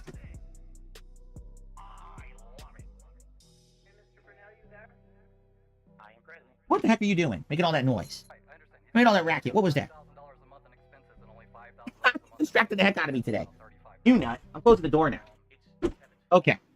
Square Enix had a big event where they started talking about all kinds of stuff, but there's two pieces of information. One sounds really good and one sounds really bad. So what do you want first? The good news or the bad news, right? All right, I guess I'll do the good news first. Square Enix is having a complete change in attitude when it comes to their releases. And get this, they're no longer going to do console exclusive games at all. They have decided that after the performance of Final Fantasy 16 and Final Fantasy 7 Rebirth, that they now want to do a cross release between PC, PlayStation, and Xbox all at once. They do, and Nintendo sometimes. They even noted it, Nintendo, rather than just PlayStation. I guess they're finally admitting that their PlayStation exclusive partnership has failed them and cost them tons of sales that they otherwise would have gotten. Okay? This is a huge shift. You know, this is a big difference from their previous attitude. And a lot of people strongly criticize them for only putting their new games on PlayStation. So definitely, I feel like this is going to help them. I mean, we talked directly about this when Final Fantasy 16 came out, that this is a game that if it was cross-platform, maybe would have done better. The weird thing about Final Fantasy 16 is that it actually didn't run so well on PlayStation 5, but it was a PlayStation 5 exclusive. So it didn't even make sense, right? So anyway, huge change for them. Because previously they were Sony, Sony, Sony. And now after having not one, but two underwhelming sales performances, and yes, I'm going to repeat that, because Square Enix likes to not be honest and transparent. They've now had 2 straight Final Fantasy games that are sales flops for them. They were expecting Final Fantasy 16 to break records. It did not. They were expecting Final Fantasy 7 Rebirth to top remake. It did not. They wanted these games to be their biggest ever, and they were underachieving for them. They weren't failures. They weren't miserable disappointments, but they did not make the revenue that they were looking for. So now they're kind of blaming the console exclusivity and saying, man, maybe that's what it was. Because first of all, they're noticing that these games are doing well on PC, right? All these games now that are going cross-platform seem to be doing well. And then in addition to that, yeah, I mean, they probably would have sold some Xbox games as well. So it's a problem. It's a problem that now I think they're going to address. So is this a good news? Yes, it is. Especially for those of us who don't own a PS5 and like Square Enix games. Now you know you don't have to own a PS5 to play them all. You know, basically if you have any platform, you should be good. So that's a good thing. But now we got the bad news. You ready for this? As if we weren't expecting this, Square Enix announced a line of layoffs. They are going to be reducing their workforces in the US, the UK, and particularly, I think they said their indie games division, like their smaller games. Those are going to be the ones hit the worst, while I guess the Japanese division is fine. They're not going to have any layoffs. It's all the other divisions are going to have layoffs. Okay? Now, how many? Who specifically will be affected? Has not been announced yet. But this is just in line with everything we've been saying. Layoffs at Xbox. Layoffs at everywhere, right? Can you even name a studio that recently hasn't done layoffs at this point? So definitely we're seeing a industry-wide across the board decline in gaming, and likely it's because of these sales failures. Let's be honest. If Final Fantasy 16 and Final Fantasy 7 Rebirth actually did the sales they wanted, they wouldn't be doing layoffs. But what happens is they put all their eggs in one basket, right? These 2 giant games, these are our 2 big projects for right now. And then can you imagine someone putting all their eggs in like one basket, like, you know, for example, moving across a country, you know, from, you know, let's just say somebody moves from Connecticut to Washington, and they don't bother to sell their fucking Connecticut place at all, or, you know, or have any plans for that. They're just going to keep paying for that randomly. You know what I mean? And then they moved into Washington, and they don't have a plan either to try and fucking fund that properly, rather than, how are they going to fucking afford furniture? Oh, we'll just put it on a bunch of different credit cards. You know, I was like, but how are you going to pay for it, Phil? Ah, YouTube will fine, you know. I was successful last year on YouTube, so I'm sure YouTube will fucking pay for that again. You put all your eggs in one basket when you moved your ass across a goddamn country, Phil, and you fucking, you know, blew it essentially. You're made to pay for it, and you got yourself fucking bankrupt. And then you blamed everyone else for your fucking failures. Doesn't do as well. And I'm sorry. For those of you who like Final Fantasy 16, that's fine, but it's time to now wake the fuck up. The game didn't do well. All right? It did not do well. They wanted it to be the next big thing. It is not the next big thing. It was basically for a smaller audience of people who are just really dedicated to Final Fantasy, or people who really like that game director from, what was it? Does he work on Final Fantasy 14? So people who are fans of that game director like the game, but it did not do as well as they wanted at all. Not even close. All right? It doesn't matter what their PR department says. Final Fantasy 16 was a disappointment. Okay? And so I get the feeling the next Final Fantasy will go in another different direction. I know 16 was a different direction. I guarantee you 17 will be another different direction because this one failed. Now, as for Rebirth, I mean, there's a lot of factors involved in this. There's a lot of factors involved in this. For example, number one, the fact that 16 already underperformed kind of rolls into the next game. And that's sad because I think that is stupid. Oh, well, one Final Fantasy game didn't do as well, so now the next one also, the hype is done. I do think that's dumb, but sadly, that's kind of what happens. There's momentum. You know, same thing if Final Fantasy 16 had sold like gangbusters and broke records and was a sales dynamo, probably Rebirth would have done better. But that's not what happened, okay? That's number one. Number two, let's be honest here. We have too many lengthy style RPGs that have come out in the last year. Shut up. Value for money is a good thing. You're only fucking complaining because you're a content creator and you fucking actually fucking have to value and make sure you fucking manage your time accordingly for your audience. You know, that's a problem for you as a content creator. That's not a problem for the gamers. Don't you not? Long, lengthy RPGs should be fucking, hey, any game that fucking has replayability, value for money content in it should be applauded. And I'll go, so LA Noire. I played LA Noire. I enjoyed LA Noire. But I enjoyed it once, if that makes sense. I never enjoyed LA Noire after playing it the first time. Because the experience was essentially ruined to me because the game was over, essentially. I knew the game, you know, it's like, it's not exactly a very, you know, open branch game. It's somewhat linear. The whole storytelling experience, yes, it's an interesting gaming experience, but after the first fucking playthrough of it, you're essentially done with it, and that's not a fucking 100-hour game. That game can be done pretty quickly. You know, like a game can be done in like maybe, you know, 30, you know, 20, 30 hours perhaps, maybe even shorter, who knows. But yeah, that wasn't the lengthiest game in the world. There's been too much of a good thing to the point where now the market has become oversaturated and feels stagnant because it's too much of the same, right? If you sit down for a gourmet meal today and you eat all this amazing food, that's great, because then tomorrow you're going back to your regular meals. But imagine if you just had a gourmet meal every day. Now it doesn't really make a big deal anymore because it's just, that's your normal routine. It's samey, it's not special. That's literally what's been happening with RPGs of the last year. There's too many large-scale giant RPGs coming out that are all 80 hours long, and it oversaturates the market. Just within a few months, we had Like a Dragon Infinite Wealth, the Persona 3 Reload re-release, or release, I guess modern release. Grand Blue Fantasy, right? That RPG. Then we had Final Fantasy 7. Then we had Dragon's Dogma 2. And I'm almost positive I missed out, I left out one or two there that I forgot about. That's within like a 45-day period. What did you think would happen?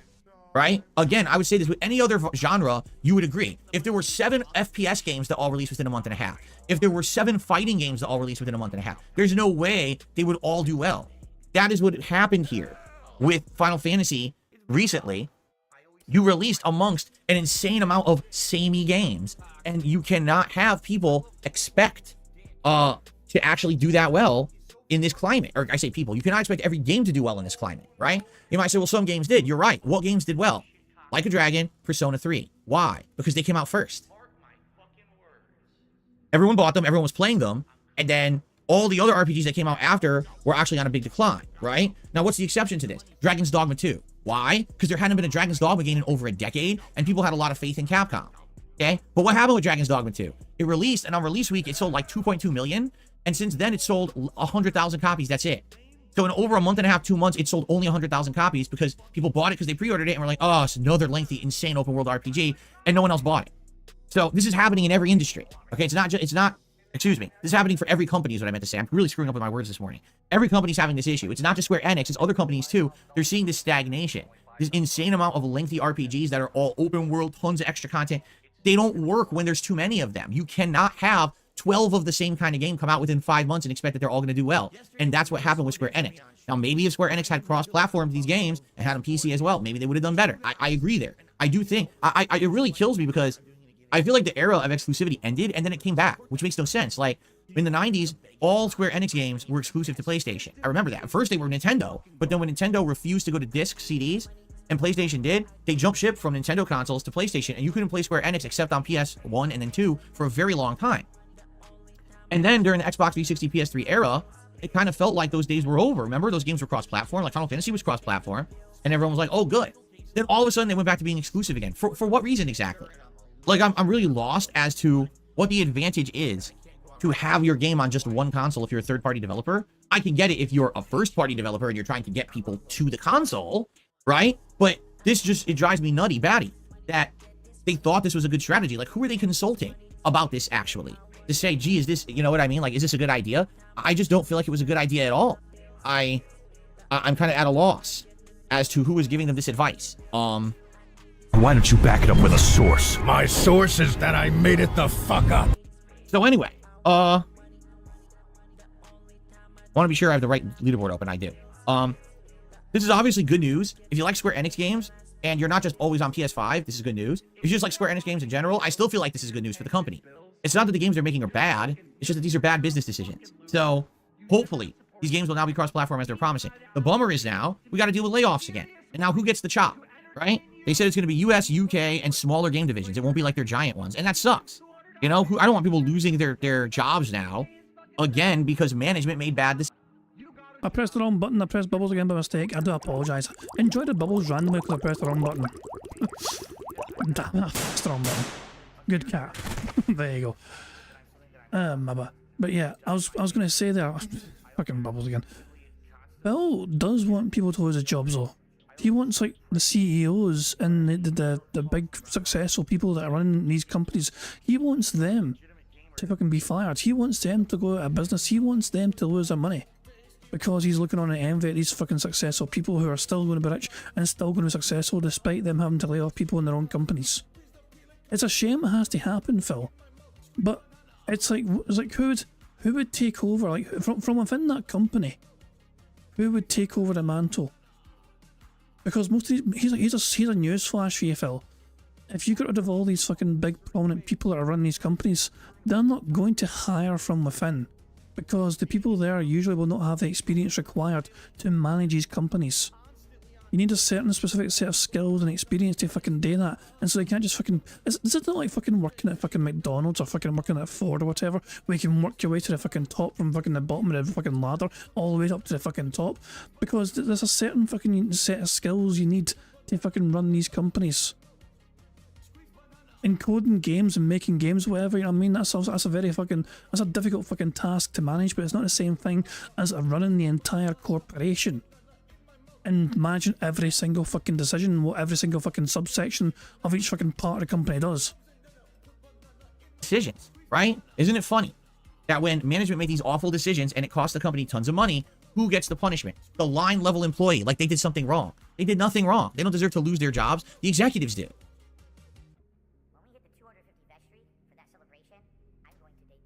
Anyway, it's... So he doesn't want anyone to lose their jobs. But then, for the next fucking breath, next sentence, he says that executives should lose their jobs. As I said, Phil has no real concept of how these fucking businesses and corporations work. Lucky news, but it's good news at the same time, depending on which half of the story I'm talking about. So, alright, guys. That is today's game news. I look forward to talking about Assassin's Creed Shadows when we have, information about it on Wednesday morning. Remember, that's May 15th at 9 a.m. Pacific time, so I'll try to watch it that morning and get caught up so I can talk about it on the show. Okay? Outside of that, badoom. That's what we had to talk about. Okay? So. Outside of that, badoom. We are 23 minutes behind live DSP. Let's see if we can catch up. What we'll do now is I'm going to do shout-outs for contributions that have come in. Who fucking cares? Hold on while I load this screen to do that. And then we will try to open up the Q&A and go from there. Okay? Is the right one? Okay, it is. Good. I always get confused because after React Day, I have like 4 windows open. I would have the right window open, right? Anyway, so Brian, if you think that you may be banned on one of my channels, just email me again, and I'll look into it. Hopefully, I'll at least get it. Even if I get it in my spam filter, I'll check my spam filter later today. We'll try to get this sorted out. Same for anyone. If you think you got banned on one of my channels, you have no idea what's going on or why that would have happened, please email me, and I'll look into it. All right? Okay. Excuse me. So our first contribution of the day.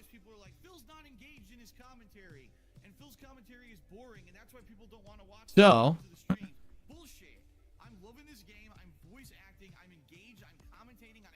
what? This is funny. So I just got a $1.55 tip from someone. He says their name is Mr. Crash Bandicoot. I'm just going to read this. Phil, I sometimes often wonder, do you ask for it sometimes? That take you had in organic food yesterday, spelled incorrectly, has caused outrage between your fans, spelled Y-O-U''RE, and detractors alike could have all been avoided. This is all one sentence, by the way. Could have all been avoided if you stick to what you're good at, like, I don't know, maybe video game talk, just a suggestion from an outsider. So I'm going to read this again. Mr. Crash Bandicoot, Phil, I sometimes often wondered, you ask for it sometimes.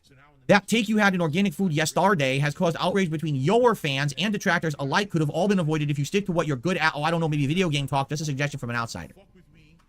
Man, it's not the best English, but it makes enough sense to me. Phil had some bizarre take in relating to organic foods, and his fans were kind of split on what Phil said.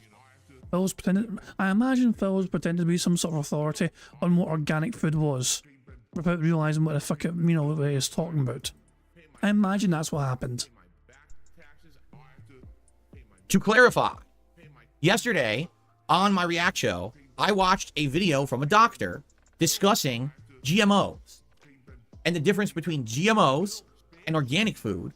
And the discussion is that there's nothing wrong with GMOs. There's no scientific evidence to say that GMOs are worse. In fact, actually, GMOs have less pesticides on them than organic foods usually.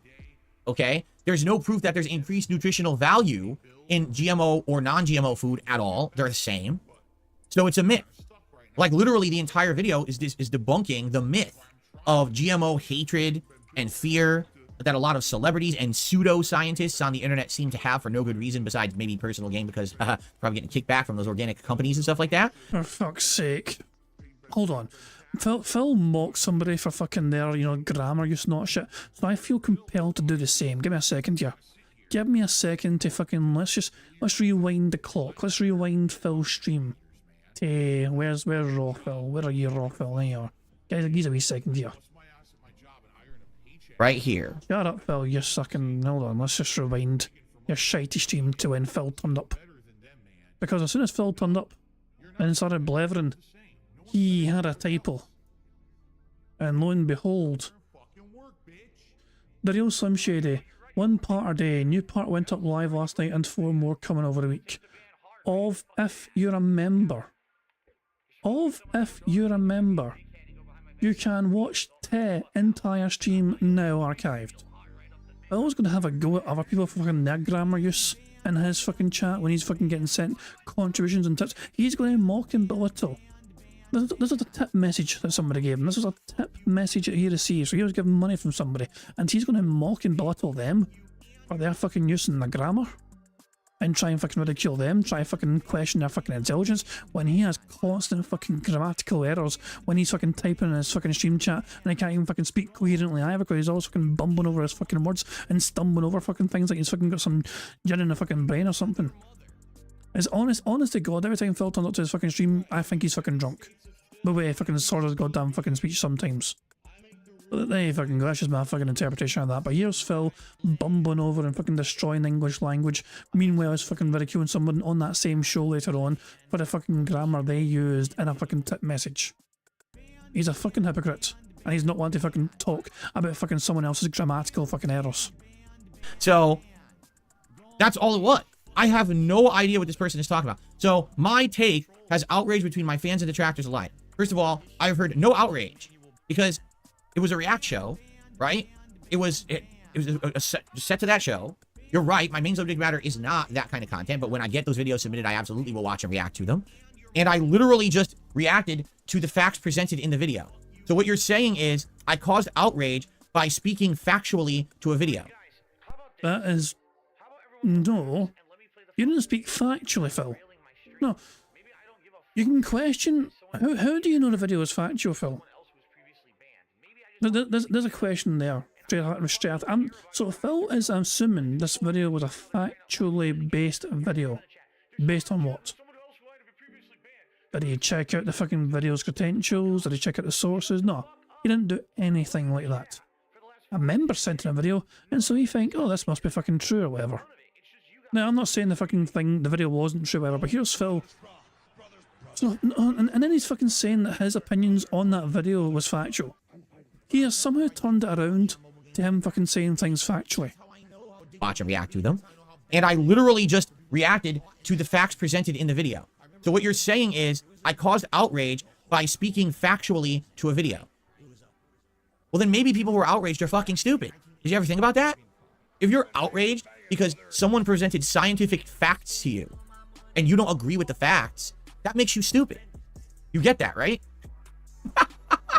All the things that we saw in that video were truthful. There's nothing wrong with GMOs. Organic foods are not any better than non-organic foods. There's no scientific evidence to say that or prove that. Literally, tons of scientists have weighed in on the subject and said as much. So unless you're going to present scientific evidence to disprove tons of scientists, you're an idiot. I don't know what else to say. Jade, I will not see you for a few days. That's right. You said you're getting new floors put in, correct? All right. I wish you the best. I hope your new floors come in quickly.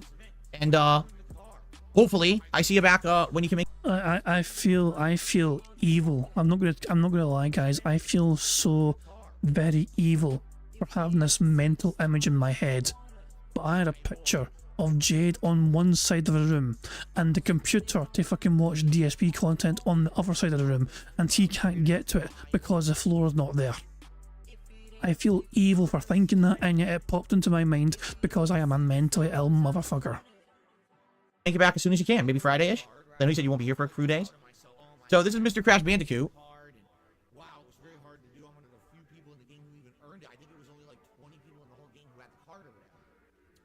And, you know, thanks for the tip. And I apologize. I can't make people not be stupid. Like, if you really want to follow Gwyneth Paltrow, okay, and believe what she has to say about life, I mean, go right ahead. You have the ability to do that if you'd like. If you want to go with those group of people, if you think they're going to lead you on the way to success and health and prosperity and happiness, you're well to do that. You can follow whoever you want, okay? Right? So, what's hilarious is selling indulgences just said, DSP is so sure on this he takes a shot of Roundup with dinners every day. What are you talking about? Did you not hear what I just said? GMO crops frequently have less pesticides on them than organic crops.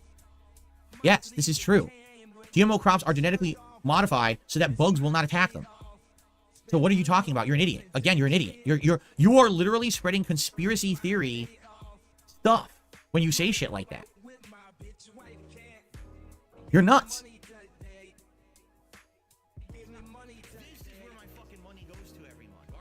Anyway. All right, so that's what we got for shout-outs so far today. So, guys, today we're going to have a fun stream of another Crab's Treasure, which I hope that you'll stick around for and enjoy with me. I just love how he went from calling his fucking audience fucking nuts for believing conspiracy theories. The next sentence, guys, we're going to have fun today. Right after calling his fucking audience dumbass fucking conspiracy theories, dentheads or whatever, he's like, okay, guys, we're going to have some great fun today. In the meantime, we still have some extra time here on the podcast. So, tag me in the chat if you would like to talk to me about this stuff. Nope. And also, any contributions that come in, I will shout out. As you know, my goal is to hit a $50 tips goal every stream I do. So it'd be great if we could do that by the end of today's stream, but the stream is obviously young. Nah, Phil, I don't think you're going to get support you want, at least not right now. I'm going to speed this up to 1.75.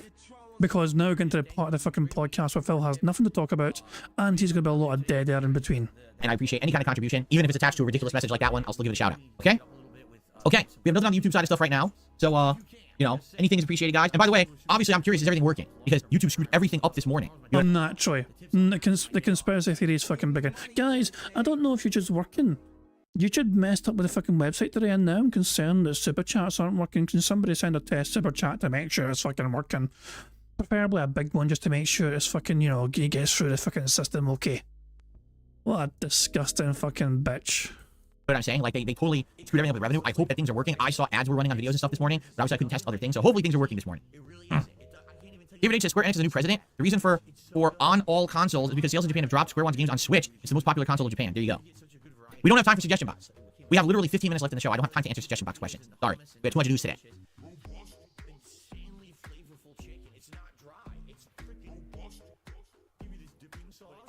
I got a $1 tip from the DanMan9227. I'm banned from your channel, but I'm still watching daily. Okay. Question, me and my brother can't decide whether to get Pizza Hut or Domino's. Please decide. Don't buy either. They're both terrible. Save your money. You should just eat your money. If you're going to actually spend money on that, just eat the dollar bills. It actually probably have more nutritional value for you and be better for you than if you actually ordered that. That stuff is absolutely terrible for you. And it's also tastes disgusting. It's just gross. I couldn't even believe that they sell it as food.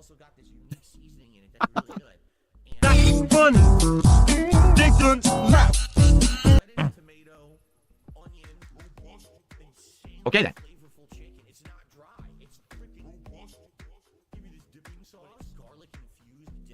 Let's see. Beef Pounder asked, so I think Square Enix will finish the last Final Fantasy VII part on PlayStation. It's a good question. Will they go cross-platform for the last part?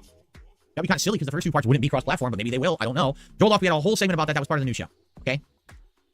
Have I played GTA 4? Yes, I did twice. Right? Didn't I play it really early on and I played it again years later? So I'm pretty sure there's like 2 playthroughs of that on DSP Gaming. Great game, by the way. I really love GTA 4. You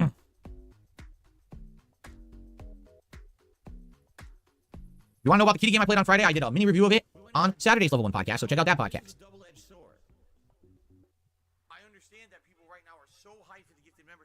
GTA 4 was the first major GTA game I ever played. I played 1 on PC in the 90s, and then I never played any of the others. And then 4 was my first exposure to the series, and I was blown away because during the 2000s, I was a very frequent visitor to New York City. I used to drive there all the time in order to visit Chinatown Fair and play Street Fighter against the best on the East Coast. So I knew all about the different boroughs of the city and what it was like. And so to play a game like that where it was a virtual representation of the city was awesome. Like, they get it right. I mean, they're not dead on. It's a very small version of New York City, but they kind of get the different districts and the vibe of the city right with the way they built it and the way the people act. I just remember playing the game and being like, holy crap, this is like the best life sim style, right? Of like a virtual city I've been to that I've ever seen in my life. I didn't know games had gotten this good. Remember, I'd been ignoring console games for the greater part of a decade to play competitive Street Fighter, and I wasn't playing any, so I didn't even know that games had gone like that. And after I played it, I was super impressed with where video games were going. That's kind of what got me back into gaming in a major way. Dark Souls Masters, do you think they'll release any good games on the new Nintendo console? Yes. First of all, almost every first-party game on Nintendo consoles is really good, right? There's a few exceptions, but almost every single first-party game is great. It really comes to after the first parties, what else? And that's the question. Like right now, I haven't played a Nintendo game in a bit. I don't even know when the next one is. Like I might play Paper Mario and the 1000-Year Door remake, but that's a remake, right? Like when's the next genuinely new, interesting Nintendo game coming out? And that seems to be the problem with the console, right?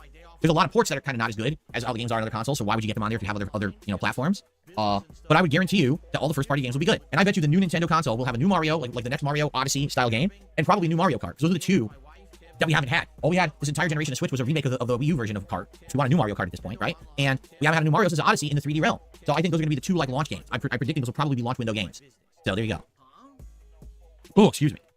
So I got to play the System Shock game coming out. It's a remake. So I'm interested in it. Right now, I'm finishing the Crab game. I'm continuing with Fallout. I'm playing Street Fighter 6 and then playing the update to Street Fighter 6. I'm going to be playing Hellblade 2. Those are my priorities. Once we get through those, then we determine what's next. Will it be the System Shock remake? It might. We'll see what happens.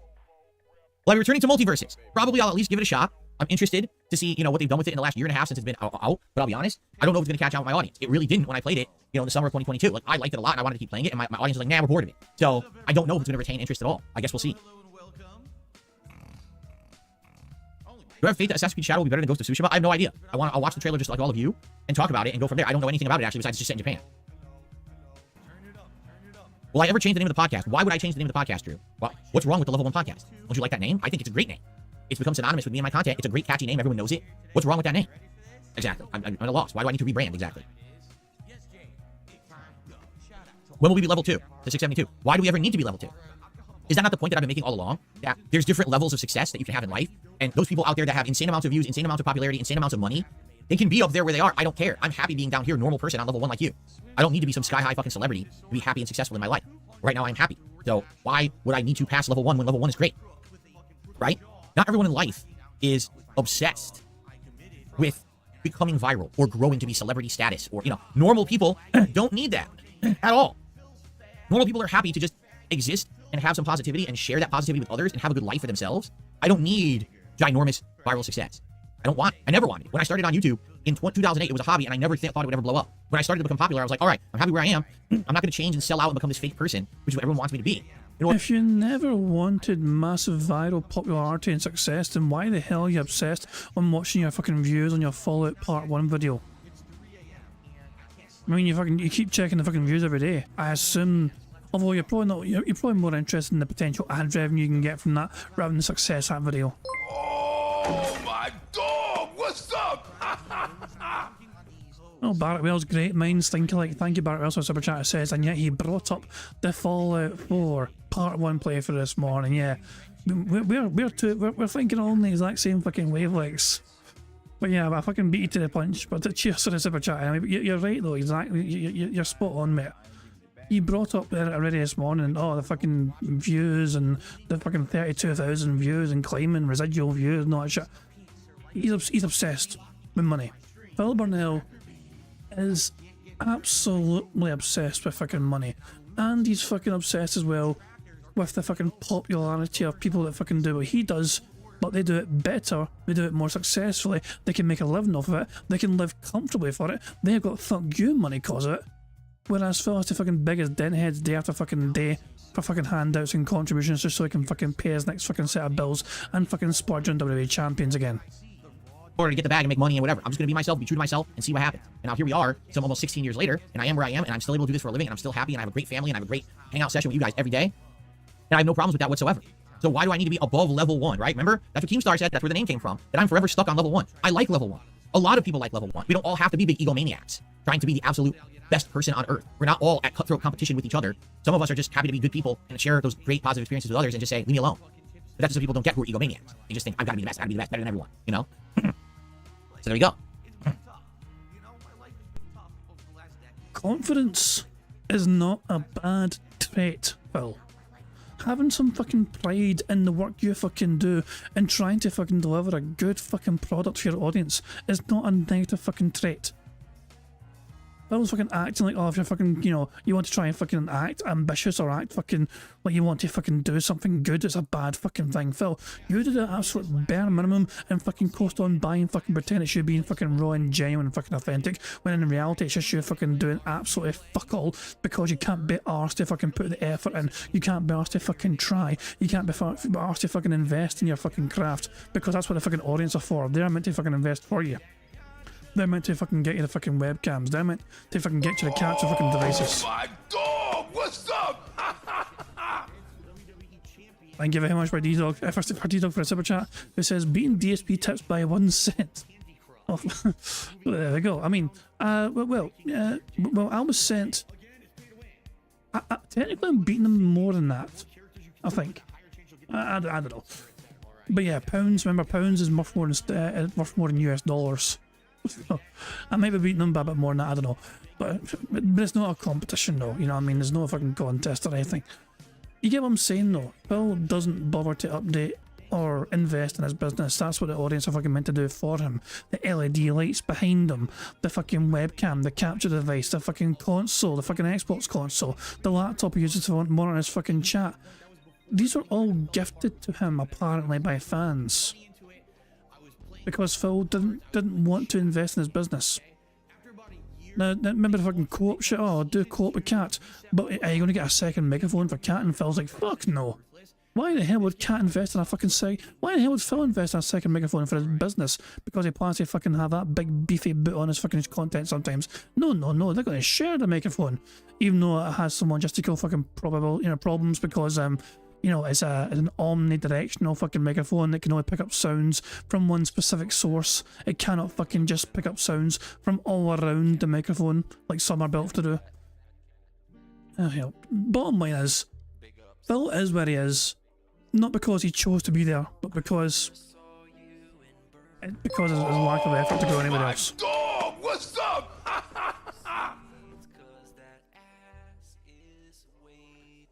I got distracted by Prophet's fucking super chat. Oh my dog, what's Fuck up? me. First of all, thank you, Prophet, for the super chat, who says Jad has sexy feet. You're damn right. Thank you very much as well to Pedantson for the super chat, who says beating the tips by $2. You're awesome, Jad. Thank you very much, Pedantson. It just, well, tips. I mean, obviously, I never usually bother. But tips scare me. When you read all the fucking horror stories about fucking chargebacks and people trying to, yeah, I don't know. Phil Burnell has filled me with dread about fucking tips and the potential repercussions of fucking people coming out to try and fucking be evil towards you with fucking tips, not shit, you know what I mean? So super chats are definitely a fucking safer way to contribute to content creators, in my opinion. It also fucking maintains your anonymous fucking nature. I don't see your email address, for example. All I see is a username. See, Phil prefers tips, whereas I prefer super chats. I don't know. I'm just thinking of the audience, so I guess, and Phil's just thinking of his own fucking pockets. Was I ever into sports drinks like Powerade or Gatorade? Yeah, when I was younger, I did drink Gatorade, and it was always like that lemon lime one was the one I drank the most. But then I realized I don't need them. I'm not an athletic person. That's supposed to be people who are basically working out all the time, and they need to replenish their electrolytes. If you're not working out all the time and sweating constantly, you have no need to drink Gatorade. You're putting all these things in your body you don't need, and all that's going to happen is your body's going to piss them right out. So it's just a complete waste. There's no reason to buy or drink Gatorade or Powerade unless you're basically an athlete. So that's why I stopped drinking it.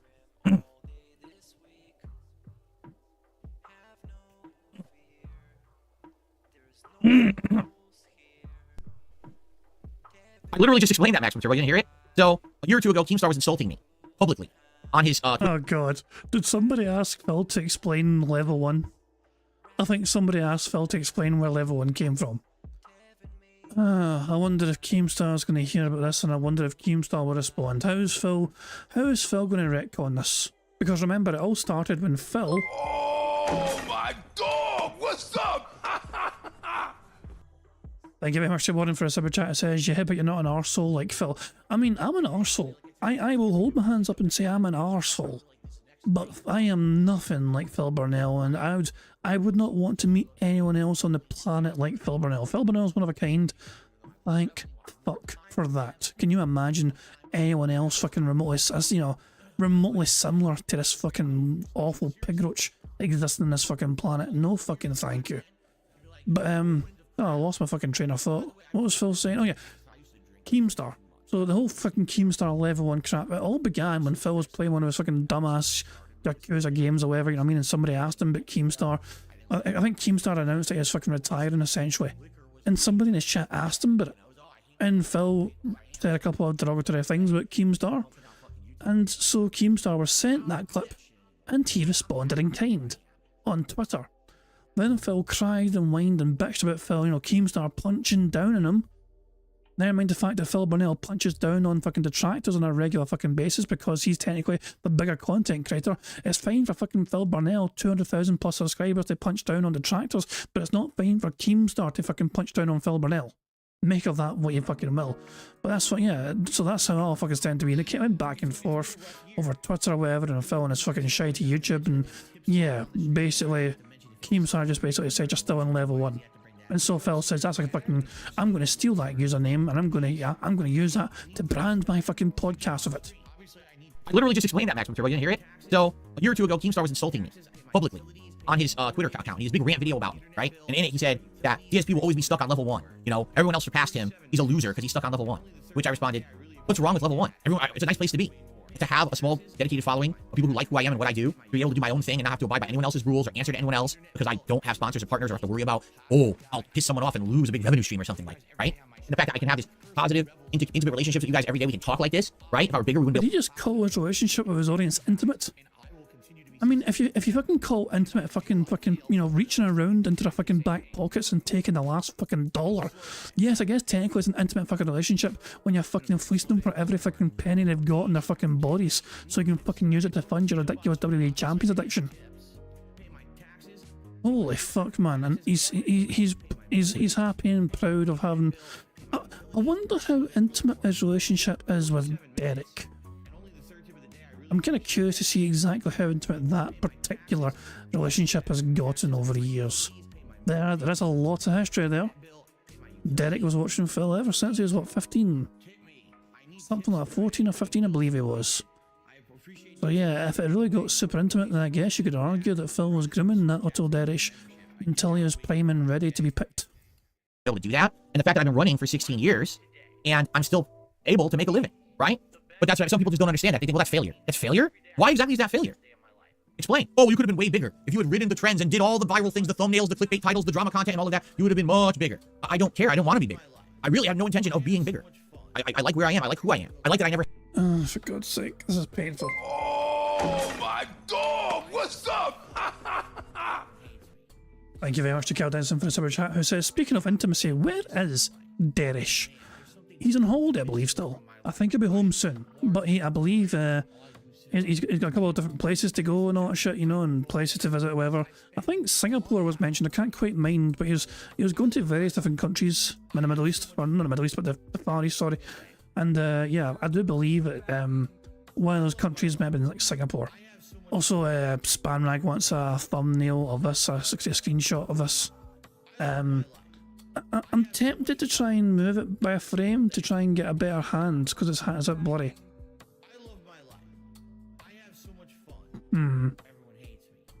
Like that. Like, that's better. We'll do that. We'll do that one. I went back on particular frame. Ruined it. But let me get a screenshot. And naturally I'm going to just work my magic here, go here, then go here, go here. And naturally, there we go. Phil's arm disappeared. Oh well, too bad. And I'm going to share this with the fucking members in the Discord. They can enjoy that to their heart's content. Oh god, there's a couple of interesting images in the Discord. So, remember Phil doing this. Remember Phil doing that. Meester made that. And then Tacozilla made this. And then Takozawa took a D-Dog picture and changed it to that. So, a variety of different images.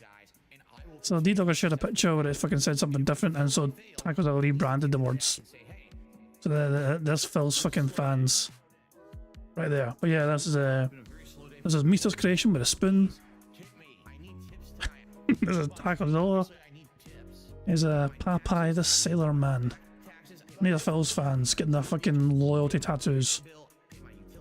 Indoctrinated into the fucking cult of Phil Burnell. Ah, fuck me, man. Anyway, let's crack on with the fucking bingo. I had to change to get ahead, and I never stepped on people to get where I am. So, basically, I'm the anti-Keemstar, and I'm very happy with that. That's where I got the name from. He used it as an insult. I used it as a badge of honor. That's right, I was going to rant about something, wasn't I? He was fucking pretending he never wanted to fucking grow bigger and whatever, and he never celebrated it. Remember when he was fucking going to have a special celebration of having... Like, he wanted to hit 200,000 subscribers by his birthday. Yeah, there was a very special plan in place. Last year it was. So last year he was fucking wanting to try and hit 200,000 subscribers by his birthday. I was like, oh, we've got like 4 months, so it was like, I think it was like 4 months away. It was the start of the year, the start of 2023. Phil Burnell was like, guys, we're getting closer and closer to 200,000. It was so cool if we can do it for my birthday. Never happened. His birthday came, his birthday went, he still didn't have 200k. And it was like a month or two later, I hit 200,000 and all shit, and then fucking make a big song and dance with it. He loves fucking pretending he doesn't want to fucking get any fucking bigger. But he makes a big song and dance with one fucking viral video that fucking accidentally went fucking viral. He makes a big song and dance with fucking hitting 200,000 fucking subscribers. He fucking freaks the fuck out about any time he fucking goes potentially viral, whatever. Oh, I made a video and it's got this amount of views already, it's got great engagement. You know what I mean? There's a lot of people fucking watching this shit, and fuck off. He likes to fucking pretend he's a little fucking guy. He's a channel with over 200,000 subscribers, and he has like an average about 100 people watching his videos per day. That's what, didn't he say that at the start of the stream? Some sort of bullshit average viewer fucking retention on that fucking throwback channel or some pish, where he has an average of 100 people watching the videos a day. Ah, fuck me. And Morgana apparently, oh for fuck's sake. Morgana made this. Oh, the humanity. So yeah, that's from, obviously that side profile was from the thumbnail today. Today's thumbnail included Phil having an interesting side profile. When Phil looked immediately to his side, look, it is such an oddly shaped head. The back of his head is like perfectly fucking straight, almost. It's so weird. But yeah, this was such a bizarre side profile shot, and I had to include it in the thumbnail. And it was like, and yeah, and Morgana just kind of thought, okay, let's just make him watch the fucking Hindenburg crash, and fucking, as you fucking do. And naturally the first thing you would do if you have Phil Burnell looking to the side is just to make him watch a fucking disaster like that to happen. We all went there, of course we did. Oh god, anyway, so thank you Morgana for that. Happy to be at level 1 and still successful. Thank you for telling me that. And now I will proudly display that every day when I start up my stream. Raquel Marisa is a top tier. She is not a top tier. No, she is not. At best, she's mid. She has a lot of limitations. Basically, with Marisa, if your opponent makes mistakes, you can monstrously capitalize. And she has a few good strategies in the corner, but for the most part, she is a simpler character. And in my opinion, she just cannot hang with the top tiers. The top tiers dominate her.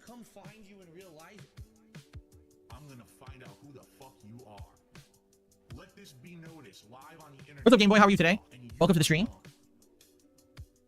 He just ran away. Fucks off. Oh. Gold Potato says, very few people are ever content in their lives, so I'm happy for you. Well, this is the thing that I've been saying. It's not possible for me to have a midlife crisis.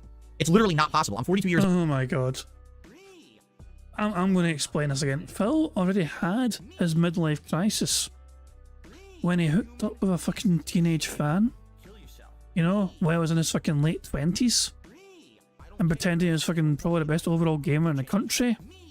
And all that shit. You know what I mean? Phil already did the midlife crisis shit. Been there and done that. He has surpassed that now, and he's on to the end stages of wearing old man fucking shorts. So this would be when I would have my midlife crisis, right? I can't have one. My life today is better than it was when I was younger. When I was younger, I was unhealthy, I was alcoholic, I was lonely and depressed, I didn't like who I was, I didn't know where my life was going, right? Like, my younger self is the inferior version of myself. Today, I look better than I ever did before. I know it's sad because my face is disgusting, but I still actually look better than I ever did before, feel better than I ever did, I have a better job than I've ever had, I have a great home life with my family. Like, this is the better version of me. So, that's what I mean. Like, why? How could I have a midlife crisis? It's not even possible. I'm better now. I would never want to go back to the days when I was younger. I don't like myself from when I was younger. When I was a dumbass troll in the Street Fighter community, I don't fucking like that. I don't ever want to go back to being like that, you know?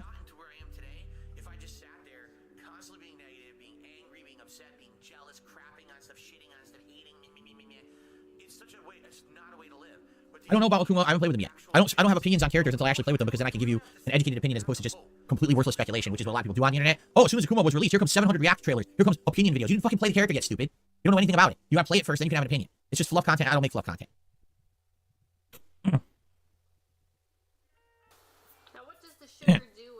Oh, my nose is bothering me today. I don't have the air conditioner on today. It's actually not as hot outside. We had a really warm weekend here, and now it's actually cooled down outside. Today it is only currently 64 degrees outside. So because of that, it's not as hot today inside. It's about 80 in here, so I may just leave the fan on. But if it does hit like 85-ish, then I gotta turn the air conditioner on again.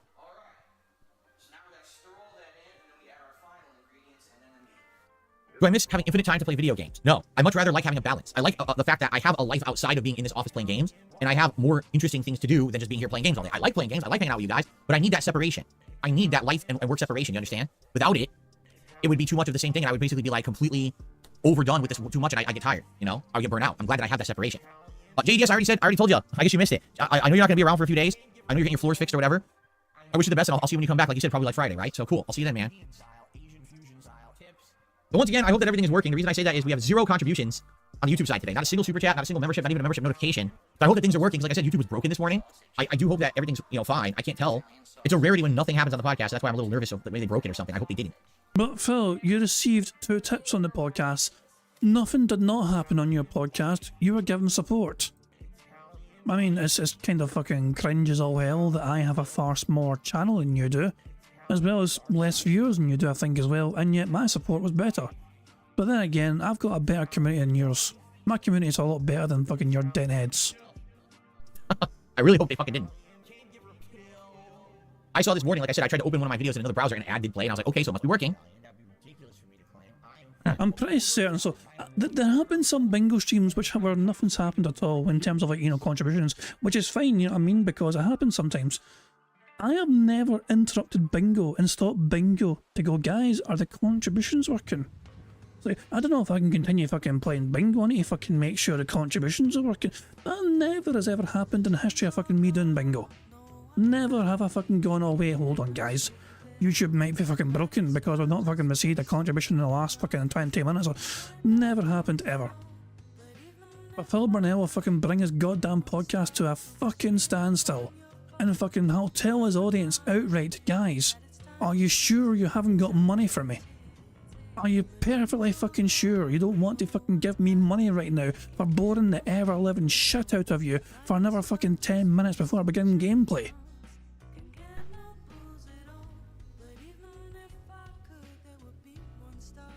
Anything else you guys want to talk about this morning? You guys are, it's weird, we have over 400 people, but you guys are kind of quiet today. I don't know what's going on. Why are you so quiet?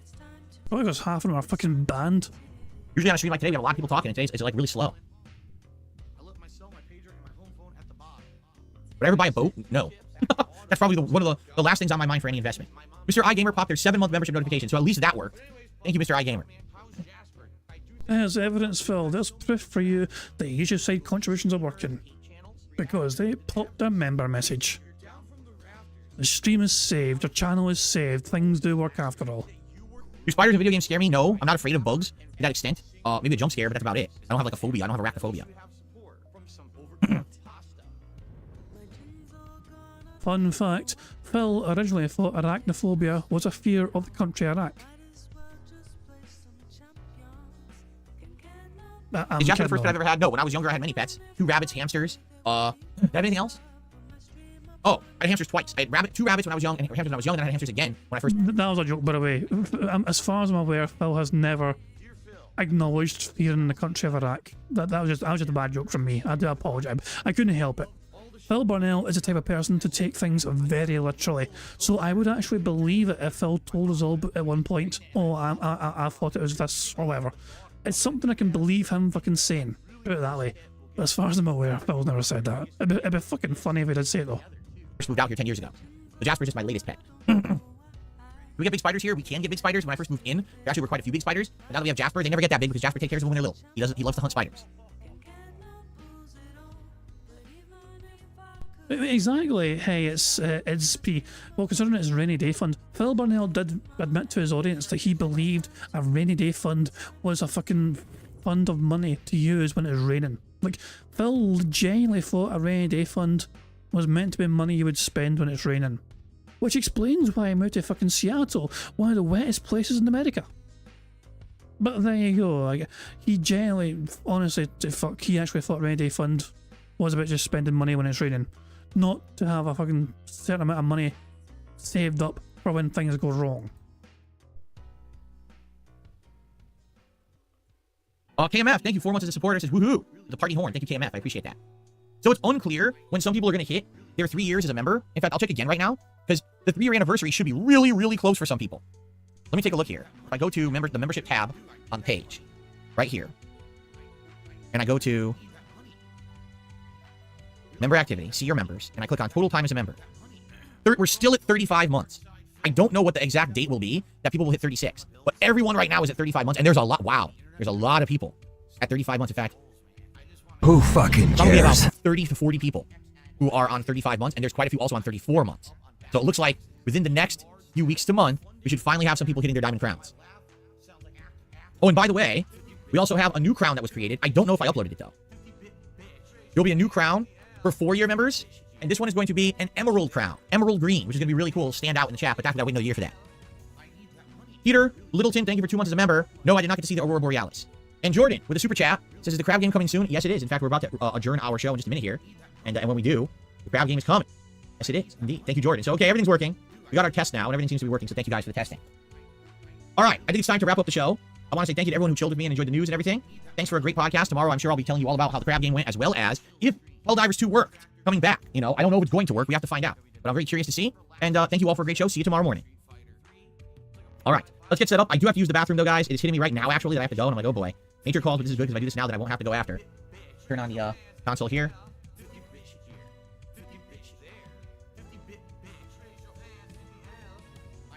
Go. I'm sorry, but this avatar is flexing like Phil was, kind of. Similar kind of flex. The avatar is just like Phil. For real. For real. Jesus. I just noticed a fucking wee flex and I was like, this guy's similar to what Phil was trying to do earlier on. Fuck me, man. You say, well, why don't you turn your console early? Because I'm trying to keep the temperature down in here. Only turn it down when I need it. Okay, so guys, Little Kitty Big City got an update. All right, guys, let's take a brief break. All I'm gonna do is this, and I'm actually gonna boot the game because you guys said you like the music of this game, right? So I'll boot the game so that we can listen to like the music at the save point, the nice atmospheric music. And I'm gonna take a little bit to use the bathroom. When I come back, we jump back in. Remember, now we can do all of the exploration with these electric crab signs, and I'm excited to do that. So we're gonna do that today. Here we go. Let's boot her up. Have this nice music playing for you guys. Okay. Here we go. So I'm just gonna go ahead. I'm gonna have this play for you guys, and I'll be back in a bit. Does the music play when I pause? Hold on. It does. All right, I'm gonna keep it paused so that way no one can attack me. All right, guys. So I'll be back in a bit. Thanks. Just be patient, and we'll start in a bit. See you in a bit. And I guess we can just fast forward to when Phil returns. Let's just check when he's been away for a while. So he was away for like at least 10 minutes. About 15 minutes. Yeah, about 15 minutes he was away. Alrighty, everybody, I'm back, and it's time to get ready to get started. You guys ready? Thanks for being patient. Let's get set up here for more Another Crab's Treasure. Oh. Music's great. Oh, I love the soundtrack of this game. Wow. Relaxing. Okay.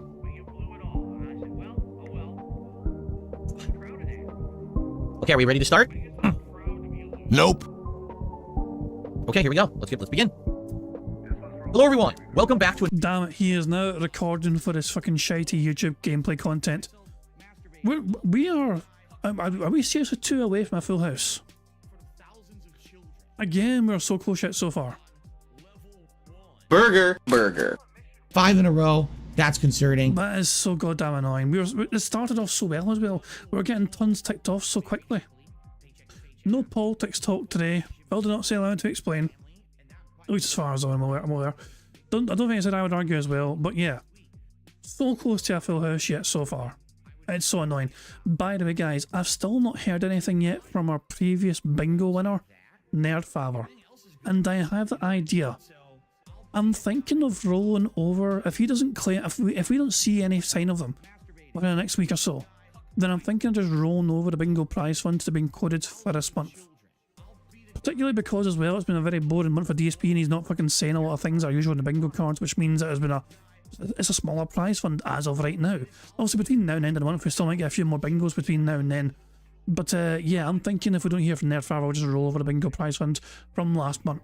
And then we'll carry over to this month. But we'll have to wait and see, of course, if there is any sign of Nerdfather in the future or not, because as things stand, I've not seen any sign of him, not heard anything. So if a bingo prize is unclaimed, we'll just roll that some bitch over and somebody else come on it. But that's my thinking anyway for now. We'll have to wait and see if Nerdfather does actually claim or not. So let's go to live DSP and see how he's doing, shall we? He started the stream on $2. Oh, wow, a whale came out of nowhere called August. A whale call. Hold on, hold on. I don't get to use that these much these days, you know what I mean? Because fucking 1 minute man fucked the fuck off. So yeah, a whale came out of the fucking blue. Apparently it only happened a minute ago. So yeah, there you go. Phil was on $4 before then, but then lo and behold, a $42 tip out of fucking nowhere from the fucking deep dark abyss of the fucking water, and Phil all of a sudden is so damn close to a fucking precious glasses goal. But of course, Phil will be wanting more than that. The last time he played this game, he got $287, so he will be definitely eager for a lot more than 46 buckaroos. Especially if Helldiver's been a night stream, which didn't do so well for him last time. But anyway, fuck it, Phil's on 46 buckaroos, he's fucking playing this game badly. Let's just fucking focus on the otters. Guys, thank you very much for joining me for some robust bingo content as always. And yeah, sad we couldn't get a full house today. It is what it is, nothing we can do, bugged bingo mechanics and all that jazz. I do hope you all enjoy this your Monday, however as you end up spending it. I am going to end how it always ends, by playing Notorious PIG contributions made by the supremely talented Pixar Animations. Thank you for joining me for some bingo antics. I'll be back tomorrow, of course, with some more bingo and all that jazz, but until then, have a good one. And yeah, I'll say once again, thank you very much for your contributions. Thank you very much for keeping writing in the chat, writing the bingo card as well. I'm just very distracted to what the fuck this otter is playing with. Are these flippers? I was trying to think what the fuck those are. I'm so confused what the fuck these things are in the water these otters are playing with. But yeah, they seem to be liking them anyway, that's the main thing, you know, they seem to fucking like playing with them. That is the number one goal, as long as the otters are happy, that's the main thing. But yeah, I'm going to fuck off now guys, enjoy the rest of your Monday, I'll catch you all later. Goodbye. On September 14th, a pre-authorized payment of $16.51 from PayPal.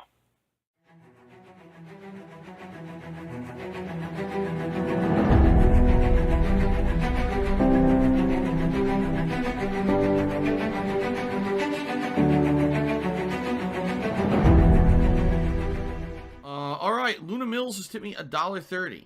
It says, "I'm back. What's your favorite type of shower?" When you're showered in money. When you go outside and all of a sudden greenbacks start falling from the sky and you raise your face up, you're like, oh, you start dancing, you go, oh, money, money, yeah, yeah. All right, I don't know what the hell you're talking about, but thank you for the first tip of the day.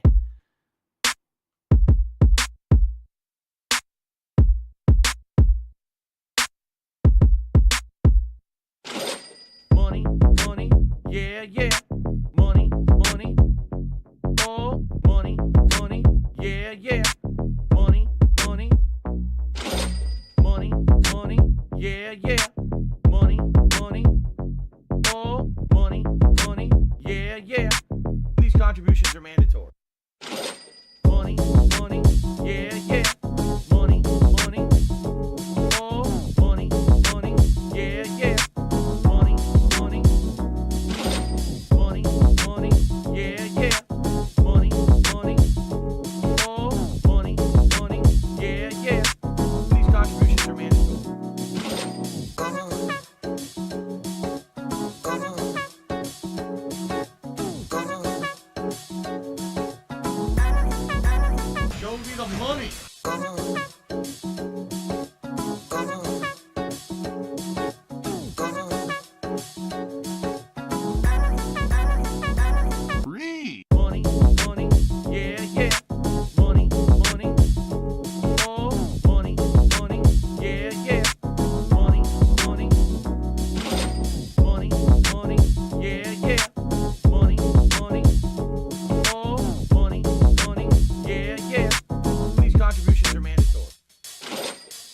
and it's gone, just gone like that.